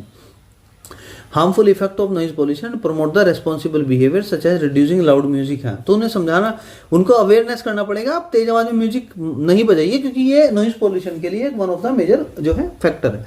ग्रीन स्पेसिस, फिर से create and preserve the green spaces, जैसे पार्क होते हैं आपके, फॉरेस्ट होते हैं, वो भी ग्रीन में आता है। जो नेचुरल एरियाज हैं जो बफर का काम करते हैं against the noise pollution. Traffic management, traffic को आपको क्या करना पड़ेगा, ट्रैफिक मैनेजमेंट स्ट्रेटजीज लानी पड़ेंगी जिससे कंजेशन मीन्स क्या होता है कि एक साथ जाम लगा पड़ा है, 10-10 घंटे जाम लगा पड़ा है, उन सब चीजों को मैनेज करना पड़ेगा। अगर एक साथ 100 ट्रैफिक हॉर्न बजाएंगे तो सोचो कितना नॉइज पॉल्यूशन होगा।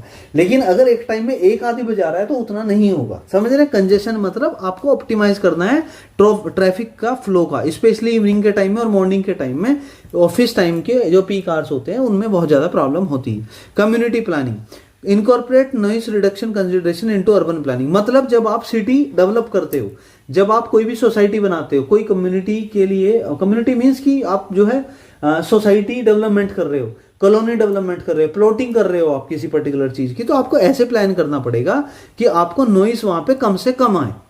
अगर बाजू में हाईवे जा रहा है तो उसकी आवाज यहाँ इधर कम से कम आए। तो आपको कुछ ना कुछ इस टाइप की प्लानिंग करके चलना पड़ेगा जब भी आप प्रोजेक्ट इस टाइप के बनाएंगे। एनफोर्समेंट ऑफ नॉइज स्टैंडर्ड्स, मतलब क्या हुआ कि आपको नॉइज की जितनी कैपेसिटी है, जितनी लिमिट है जो गवर्नमेंट ने बनाई है, जितनी भी पॉल्यूशन डिपार्टमेंट ने, मिनिस्ट्री ऑफ जो एनवायरनमेंट है उसने ये डिसाइड कर रखा है, स्टैंडर्ड नॉर्म्स एंड रूल्स बना रखे हैं कि आपको इन्हें फॉलो करना पड़ेगा। अगर आप नहीं फॉलो करते हो तो आपको पेनल्टी देनी पड़ेगी, आपका लाइसेंस बंद हो जाएगा, आपका कुछ भी आपको मतलब जेल होगी या जो कुछ भी आपको इस टाइप से करना पड़ेगा और स्ट्रिक्टली इसे इनकॉर्पोरेट और कंप्लाई कराना पड़ेगा, तभी जाके कंट्रोल में आएगा। इनोवेटिव बिल्डिंग डिजाइन, अभी जो बिल्डिंग डिजाइन बन रही है मान लो पुराने वाली बन रही है, लेकिन जैसे थिएटर में आप जाते हो, अगर आप याद रखो थिएटर में मूवी देखने जाते हो तो उसी स्क्रीन में आपको आवाज आती है, आगे जाओगे आप बाहर आवाज ही नहीं आती है, तो आपको साउंड प्रूफिंग वाली बिल्डिंग इस टाइप की बनानी पड़ेगी जिससे बाहर का नॉइज आपके पास ना आए इंडोर स्पेसेस में, राइट। चलिए ठीक है, ये भी हमने पढ़ा, अभी नॉइज पोल्यूशन भी पढ़ लिया। अब इस यूनिट का लास्ट टॉपिक बचता है, that is what do you mean by solid waste management. Solid waste क्या होता है, उसका मैनेज कैसे करते हैं और उसके स्टेप्स बताने हैं जो कि बहुत इजी हैं, एक बार थोड़ा सा आप देखेंगे तो क्लियर हो जाएगा। ठीक है, चलिए स्टार्ट करते हैं। इसके कैसे हम मैनेज करते हैं ये वाला। अब देखिए सॉलिड वेस्ट क्या होता है, कोई भी डिस्कार्डेड और amended material often generated from the human activities which are not in gaseous or liquid state is known as solid waste। जैसे आपके जूते फट गए, शूज जो हैं आपके, उसे आपने फेंक दिया तो वो क्या है, वो भी अपने आप में एक सॉलिड वेस्ट है। आप समझे, वो तो लिक्विड नहीं है ना गैस है, तो क्या है वो सॉलिड वेस्ट है। तो आप ऐसे समझिए जैसे पॉलिथीन आपने फेंक दिया, पॉलिथीन भी ना गैस स्टेट में है ना लिक्विड स्टेट, क्या है सॉलिड स्टेट है। तो सॉलिड वेस्ट बेसिकली क्या है, वो है जिस भी कोई भी चीज को जो आपने फेंक दिया है, जो ना लिक्विड स्टेट में थी ना गैस स्टेट में थी, उसे आपने फेंक दिया, बेसिकली अबेंडन कर दिया है, तो जिससे ह्यूमन एक्टिविटीज की वजह से होता है जो जनरली, तो इसे ही हम सॉलिड वेस्ट करते हैं। इट एनकम्पासेस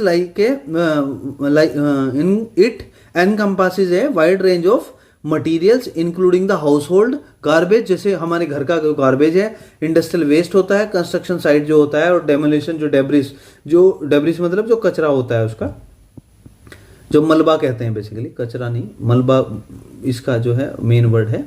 तो जो कंस्ट्रक्शन हमने कुछ कंस्ट्रक्शन हम काम कर रहे हैं या फिर डेमोलिश कर रहे हैं किसी बिल्डिंग को, agricultural waste and more. Solid waste can be hazardous और non hazardous and its proper management is essential to prevent an environmental pollution, protect public health and conserve resources। Obvious सी बात है, क्या है आपको लगता है कहीं भी आप कचरा फेंक दोगे तो ये मलबा फेंक दोगे, कोई हैवी मेटल है आपका, कोई एग्रीकल्चरल वेस्ट है, इस टाइप की जो चीजें हैं अगर आप ऐसे डाल दोगे क्या ये हार्मफुल नहीं होगा, ऑब्वियस सी बात है हार्मफुल होगा, इसलिए हम इसे सॉलिड वेस्ट बोल रहे हैं जो कि बहुत ही हार्मफुल है। और ये टॉपिक का नाम ही जो हम पढ़ने वाले हैं, इसे मैनेज कैसे करना है, मैनेजमेंट इसका देखना है, तो सॉलिड वेस्ट मैनेजमेंट हम देखने वाले हैं। Solid waste management is the systematic handling of solid waste including its collection, transportation, disposal, recycling and treatment. समझ में आया? अभी देखिए मैं इसे हटाता हूं दोबारा से। इसके मेन चीज है सॉलिड वेस्ट को कैसे मैनेज करना, सिस्टमेटिक तरीके से हैंडल करना है सॉलिड वेस्ट को। क्या करेंगे, पहले कलेक्ट करेंगे, प्रॉपर कलेक्शन करेंगे, फिर उसे ट्रांसपोर्ट कराएंगे, फिर उसे डिस्पोज करेंगे जहां करना है, अगर रिसाइकलिंग हो सकता है तो रिसाइकलिंग करेंगे, और जो नहीं हो सकता उसे ट्रीटमेंट देंगे, तब जाके इसका इंपैक्ट कम आएगा सॉलिड वेस्ट का। आप समझे? सॉलिड वेस्ट भी बेसिकली एक तरीके से पोल्यूशन ही है, पूरा पूरा पोल्यूट कर रहा है, वो वाटर को भी कर रहा है, एयर को भी कर रहा है, सॉइल को भी कर रहा है, एनवायरनमेंट को भी कर रहा है, एयर को भी कर रहा है, सबको कर रहा है वो। आप समझे? तो इसीलिए सॉलिड वेस्ट का मैनेजमेंट बहुत जरूरी है। तो मैनेजमेंट में क्या करते हैं, उसे सिस्टमेटिकली हैंडल करते हैं सॉलिड वेस्ट को, जिसमें कलेक्शन करेंगे, ट्रांसपोर्ट करेंगे, डिस्पोज करेंगे, रिसाइकलिंग करेंगे, ट्रीटमेंट करेंगे। कैसे करेंगे वो हम फर्दर स्लाइड्स में पढ़ने वाले हैं। The primary objectives are to reduce the negative impact of waste on the environment. तो हमारा ये मोटिव है, इसे क्यों मैनेज कर रहे हैं हम, ताकि इसका जो इंपैक्ट जा रहा है हमारा इन्वायरमेंट पे, पब्लिक हेल्थ पे, तो इस पे कम से कम इफेक्ट जाए, and utilise the resources more efficiently. मतलब अगर हम रिसाइकिल कर सकते हैं उस चीज को, तो वो फिर हमारे रिसोर्स का और ज्यादा ऑप्टिमाइजेशन एंड यूटिलाइजेशन हो जाएगा। This process involves a series of methods and strategies to handle the waste responsibly. वो क्या होता है अब हम नेक्स्ट स्लाइड में देखने वाले हैं। देखिए हमारा आ गया स्टेप्स और methods of solid waste management. आप थोड़ा ध्यान देंगे ना, इस पे फोकस देंगे 10 मिनट के लिए, 5 मिनट के लिए, तो आपको 1 सेकंड में समझ में आ जाएगा। हमने क्या बोला था अभी इससे लास्ट उसमें कि सॉलिड वेस्ट मैनेजमेंट क्या है, सिस्टमेटिकली हैंडल करना है, पहले कलेक्शन करना है, फिर ट्रांसपोर्टेशन करना है, फिर आपको उसे डिस्पोज करना है, बेसिकली कैसे डिस्पोज करना है, फिर उसे ट्रीटमेंट करना है, रिसाइकलिंग करना है। ये इसके हमारे मेन मेथड्स है। और इसके बाद एक और लास्ट है जो हम नेक्स्ट में देखेंगे, नेक्स्ट स्लाइड में। तो अभी ये सिंपल इस तरह से हमें करना है, दैट्स इट, हो गया आपका सॉलिड वेस्ट मैनेजमेंट। अभी ये देखिए, इसमें एक एक करके पढ़ते हैं। कलेक्शन क्या होता है? कलेक्शन मतलब कलेक्ट करना, जो आपका सॉलिड वेस्ट है, जो भी घर का है या कहीं का भी है आपका, उसे कलेक्ट करना। अब कलेक्ट करने के भी 3 मेथड है, वो किस तरह से करना है वो देखना। कर्ब साइड कलेक्शन कहते हैं, आपके घर से ही आके रेगुलर पिकअप जो वैन आती है ना, वो कूड़े वाली, वही बेसिकली ये होता है कर्ब साइड कलेक्शन। अब वो आपका मन है, आप चाहे इसे तीनों को मत लिखना, आप सिंपल लिखना कलेक्शन ऑफ, जो है आपका collection of solid waste from the source. या तो आपका रेजिडेंस हो सकता है, या कहीं गली से उठा सकते हो आप, या कहीं स्टेशन से उठा सकते हो, उसके ऊपर। फिर है कंटेनराइजेशन। कंटेनर का मतलब नाम सुनते हैं, तो आप लोग किसी कंटेनर में डालते हो, फिर उसके बाद वहां से वो उठाया जाता है। आप समझे, कलेक्ट करना है एक्चुअली, समझो सॉलिड वेस्ट को कलेक्ट करना। पहला कर्ब साइड कलेक्शन का मतलब होता है आपके घर से ही गाड़ी आ रही है कूड़े वाली, और वहां से आप डाल दे रहे हो जा रहा है। दूसरा कंटेनराइजेशन, आप नियर बाई डाल देते हो ना, कहीं सड़क पे जाते हो तो कंटेनर रखे रहते हैं, डस्टबिन, कूड़ा, सूखा, गीला, कचरा, इस तरह से आता है। तो वो बेसिकली जो रेजिडेंस है वो डेजिग्नेटेड कंटेनर्स यूज करते हैं for waste separation and disposal. एक होता है ड्रॉप ऑफ सेंटर्स, मतलब कुछ थोड़ा दूर जाके आप क्या कर रहे हो, कुछ दूर थोड़ी लोकेशन पे जाके आप कचरा डाल दे रहे हो। जैसे गांव वगैरह में होता है कि एक जगह बना देते हैं, तो डेली घर का कचरा आता है और वहां पे आप डाल देते हो सब लोग जाके। तो एक कुछ ड्रॉप ऑफ सेंटर्स। अल्टीमेटली इन 3 चीजों का कोई मतलब नहीं, सिंपल मतलब है कि सॉलिड वेस्ट को कलेक्ट करना है, बस बात करना है। वो किस तरह से कर रहे हैं वो एक अलग है। आप अगर तीनों नहीं भी लिखोगे, सिंपल लिखना है कलेक्शन ऑफ रेगुलर, जो है collection of solid waste from the different source of like residence, कहां से वो ले रहे हैं। फिर ट्रांसपोर्टेशन है। ट्रांसपोर्टेशन में देखो क्या होता है, कलेक्शन व्हीकल होता है जो ट्रांसपोर्ट करता है वेस्ट को from the various sources to treatment for the treatment और डिस्पोजेबल फैसिलिटीज। मतलब अब वहां से जहां पे आपने ये कलेक्ट किया है, इसके बाद ये क्या करेगा, ट्रांसपोर्ट करेगा। वहां से कहां ट्रांसपोर्ट करेगा, ले जाके जहां पे वो आपको या तो उसे ट्रीटमेंट देना है या डिस्पोज करना है। वो पता है कि सिटी से 10 किलोमीटर दूर जाके वो एक डंप यार्ड बना रखा है गवर्नमेंट ने, या वो इधर उधर नियर बाई आपने कुछ ऐसी मशीन, वो फैक्ट्री लगाई हुई है, फैक्ट्री बनाई हुई है जहां पे आप उसे रिसाइकिल कर सकते हो। तो डिपेंडिंग ही क्या करना है, तो वहां तक आपको ट्रांसपोर्ट करके लेके जाना है। समझ में आया? 2, पहले कलेक्ट करना है, फिर उसे लेके जाना है। फिर सॉर्टिंग एंड सेपरेशन। आप लेके तो आप चले गए, अब आपको ये भी तो देखना है कि कौन सा ऐसा है जिसे डंप करना पड़ेगा, फेंकना ही पड़ेगा, जिसे कहीं हमें जो रिसाइकिल नहीं हो सकता है। दूसरा, उसे ऐसे सर्च करना, देखना पड़ेगा जो। तो सॉर्टिंग एंड सेपरेशन मतलब उन्हें आप सेपरेट कर रहे हो, कौन सा हमें डंप करना है, कौन सा हमें रिसाइकिल करना है, दैट्स इट। तो इसमें एक वर्ड होता है मटीरियल रिकवरी फैसिलिटीज। वो होता है जहां पर रिसाइकेबल मटेरियल जो है सॉर्ट करे जाते हैं, उन्हें प्रोसेस किया जाता है और रिसाइकलिंग के लिए प्रिपेयर किया जाता है, राइट। फिर एक होता है कंपोस्टिंग फैसिलिटीज, जो सेपरेट करता है और प्रोसेस करता है organic waste for the composting. एक होता है waste to energy plants, separation of combustible waste for the incineration and energy. तो इसका मतलब सिंपल तीनों का क्या हुआ कि हम वहां पे ले गए ट्रांसपोर्टेशन के थ्रू, जहां पे उसे हमें फैक्ट्री में या प्लांट में, जहां पे या तो उसे डिस्पोज करना था या उसे ट्रीटमेंट करना था। तो अब हम क्या करेंगे, बेस्ड ऑन द रिक्वायरमेंट, जैसे कि हमें लगता है कि कुछ मटेरियल रिसाइकिल हो सकते हैं तो हम उसे रिसाइकलिंग करते हैं। जो अगर हमें लगता है उसका कंपोस्टिंग हो सकता है तो ऑर्गेनिकली हम उसे कंपोस्ट करते हैं। कंपोस्ट मतलब जो जिसमें कार्बन्स होते हैं, हाइड्रोकार्बन्स होते हैं, कुछ टाइम के लिए आपने उसे रख दिया तो उसमें बैक्टीरिया वायरस जनरेट होके वो उसे कंपोस्ट कर देते हैं, मतलब जो डिग्रेड हो जाते हैं बेसिकली। तो ये हमारा इस टाइप का है। फिर हम ट्रीटमेंट या रिसाइकलिंग कर रहे हैं। Composting, natural decomposition of organic waste to produce nutrient rich compost. तो एक होता है कंपोस्टिंग मतलब होता है नेचुरली होगा, धीरे धीरे over a period of time. ऐसा नहीं कि आज होगा आप छोड़ दोगे उसे। जैसे खाद कैसे बनता है, गांव में आप देखते हो, आपने वहां जाके डाल दिया, आपने 6 महीने में 4 महीने में देखोगे अपने आप ही उसकी कंपोस्टिंग हो जाती है, उसका खाद बन जाता है बेसिकली। वो नेचुरल डिकम्पोजिशन है। रिसाइकलिंग फैसिलिटी, आपके पास सेटअप है, मशीनरी है, इंडस्ट्री है, तो उसके हेल्प से आप क्या करते हो, रिसाइकिल करते हो ताकि कोई नया प्रोडक्ट बने या सिमिलर टाइप का बन जाए। वेस्ट टू एनर्जी मतलब जो नॉन रिसाइकेबल वेस्ट है उससे हम जनरली अगर जनरेट कर सकते हैं एनर्जी, तो हम उसमें कोशिश करते हैं कि उससे एनर्जी जनरेट किया जाए। ठीक है, ये हमारे हुए इसमें 4 पॉइंट। 5th पॉइंट होता है डिस्पोजेबल। हमने क्या बोला, इसमें इसमें कलेक्शन है, transportation, sorting and separation, treatment and cycle, disposal and waste reduction and minimisation. Disposal का मतलब है कि जहां पे जो रिसाइकिल नहीं हो सकते चीज, उन्हें तो डिस्पोज ही करना पड़ेगा ना आपको, क्या है आपके पास ऑप्शन। तो आप ऐसी जगह ढूंढते हो, designated areas where non recyclable solid waste is buried and manage to minimise the environmental effect. तो उसे मैनेज करते हैं, ऐसे नहीं कि वो बचा है हमने जला दिया और ऐसे कर दे, नहीं, ऐसी जगह पे एक कंट्रोल्ड इन्वायरमेंट में इस टाइप से या तो उसे बरी कर देते हैं, यानी कि नीचे गाड़ देते हैं उसमें अर्थ को, या फिर हम उसे क्या करते हैं, जैसे यहाँ पे कंट्रोल्ड बर्निंग करते हैं, इस टाइप से बर्निंग करते हैं उसकी हम, जिससे कि हमारा वेस्ट कम से कम हो, पोल्यूशन कम से कम क्रिएट हो, टेम्परेचर भी उतना ज्यादा क्रिएट ना हो। या फिर उसका कंपोस्टिंग अगर हो सकती है तो natural decomposition of organic waste होके वो कंपोस्ट हो जाएगा। नहीं हो सकती है तो हमें डिस्पोज करना ही पड़ेगा। कैसे करना पड़ेगा? आपको कंट्रोल्ड इन्वायरमेंट में करना है। फिर आता है waste reduction and minimisation, reuse programme. आप ऐसे ऐसे प्रोग्राम चलाइए, एनकरेज करिए लोगों को, कंपनी को, इंडस्ट्री को, गवर्नमेंट की रीयूज करिए आइटम का, to extend their life span. ऐसे नहीं कि आपने एक हल्का सा यूज करा फेंक दिया, तो अब हर चीज ऐसे फेंकने लगेंगे तो फिर अल्टीमेटली वेस्ट तो बढ़ेगा ना आपका। तो अगर पॉसिबल है तो उसे आप रीयूज कर सकते हो, तो रीयूज करिए। प्रोडक्ट पैकेजिंग रिडक्शन, जैसे प्लास्टिक है, प्लास्टिक की हम एक्स्ट्रा हर प्रोडक्ट में आजकल फ्लिपकार्ट, अमेजन, आपके बहुत सारी वेबसाइट आ गई हैं जिसपे क्या है, बढ़िया से 10-20 वो गत्ते वाला भी लगाते हैं, फिर पॉलिथीन वाला लगाते हैं, फिर उस पर हाई प्लास्टिक वाली टेप भी लगाते हैं, उसमें इतनी पैकिंग कर देते हैं कि आपका वो अल्टीमेटली वेस्ट ही होना। जब आप उसे खोलोगे, काटोगे सीजर से और फिर उसे फेंक दोगे तो वो भी सॉलिड वेस्ट ही हुआ।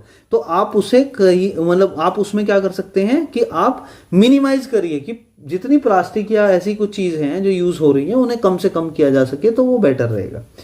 तो ये हमारा होता है यहाँ पे।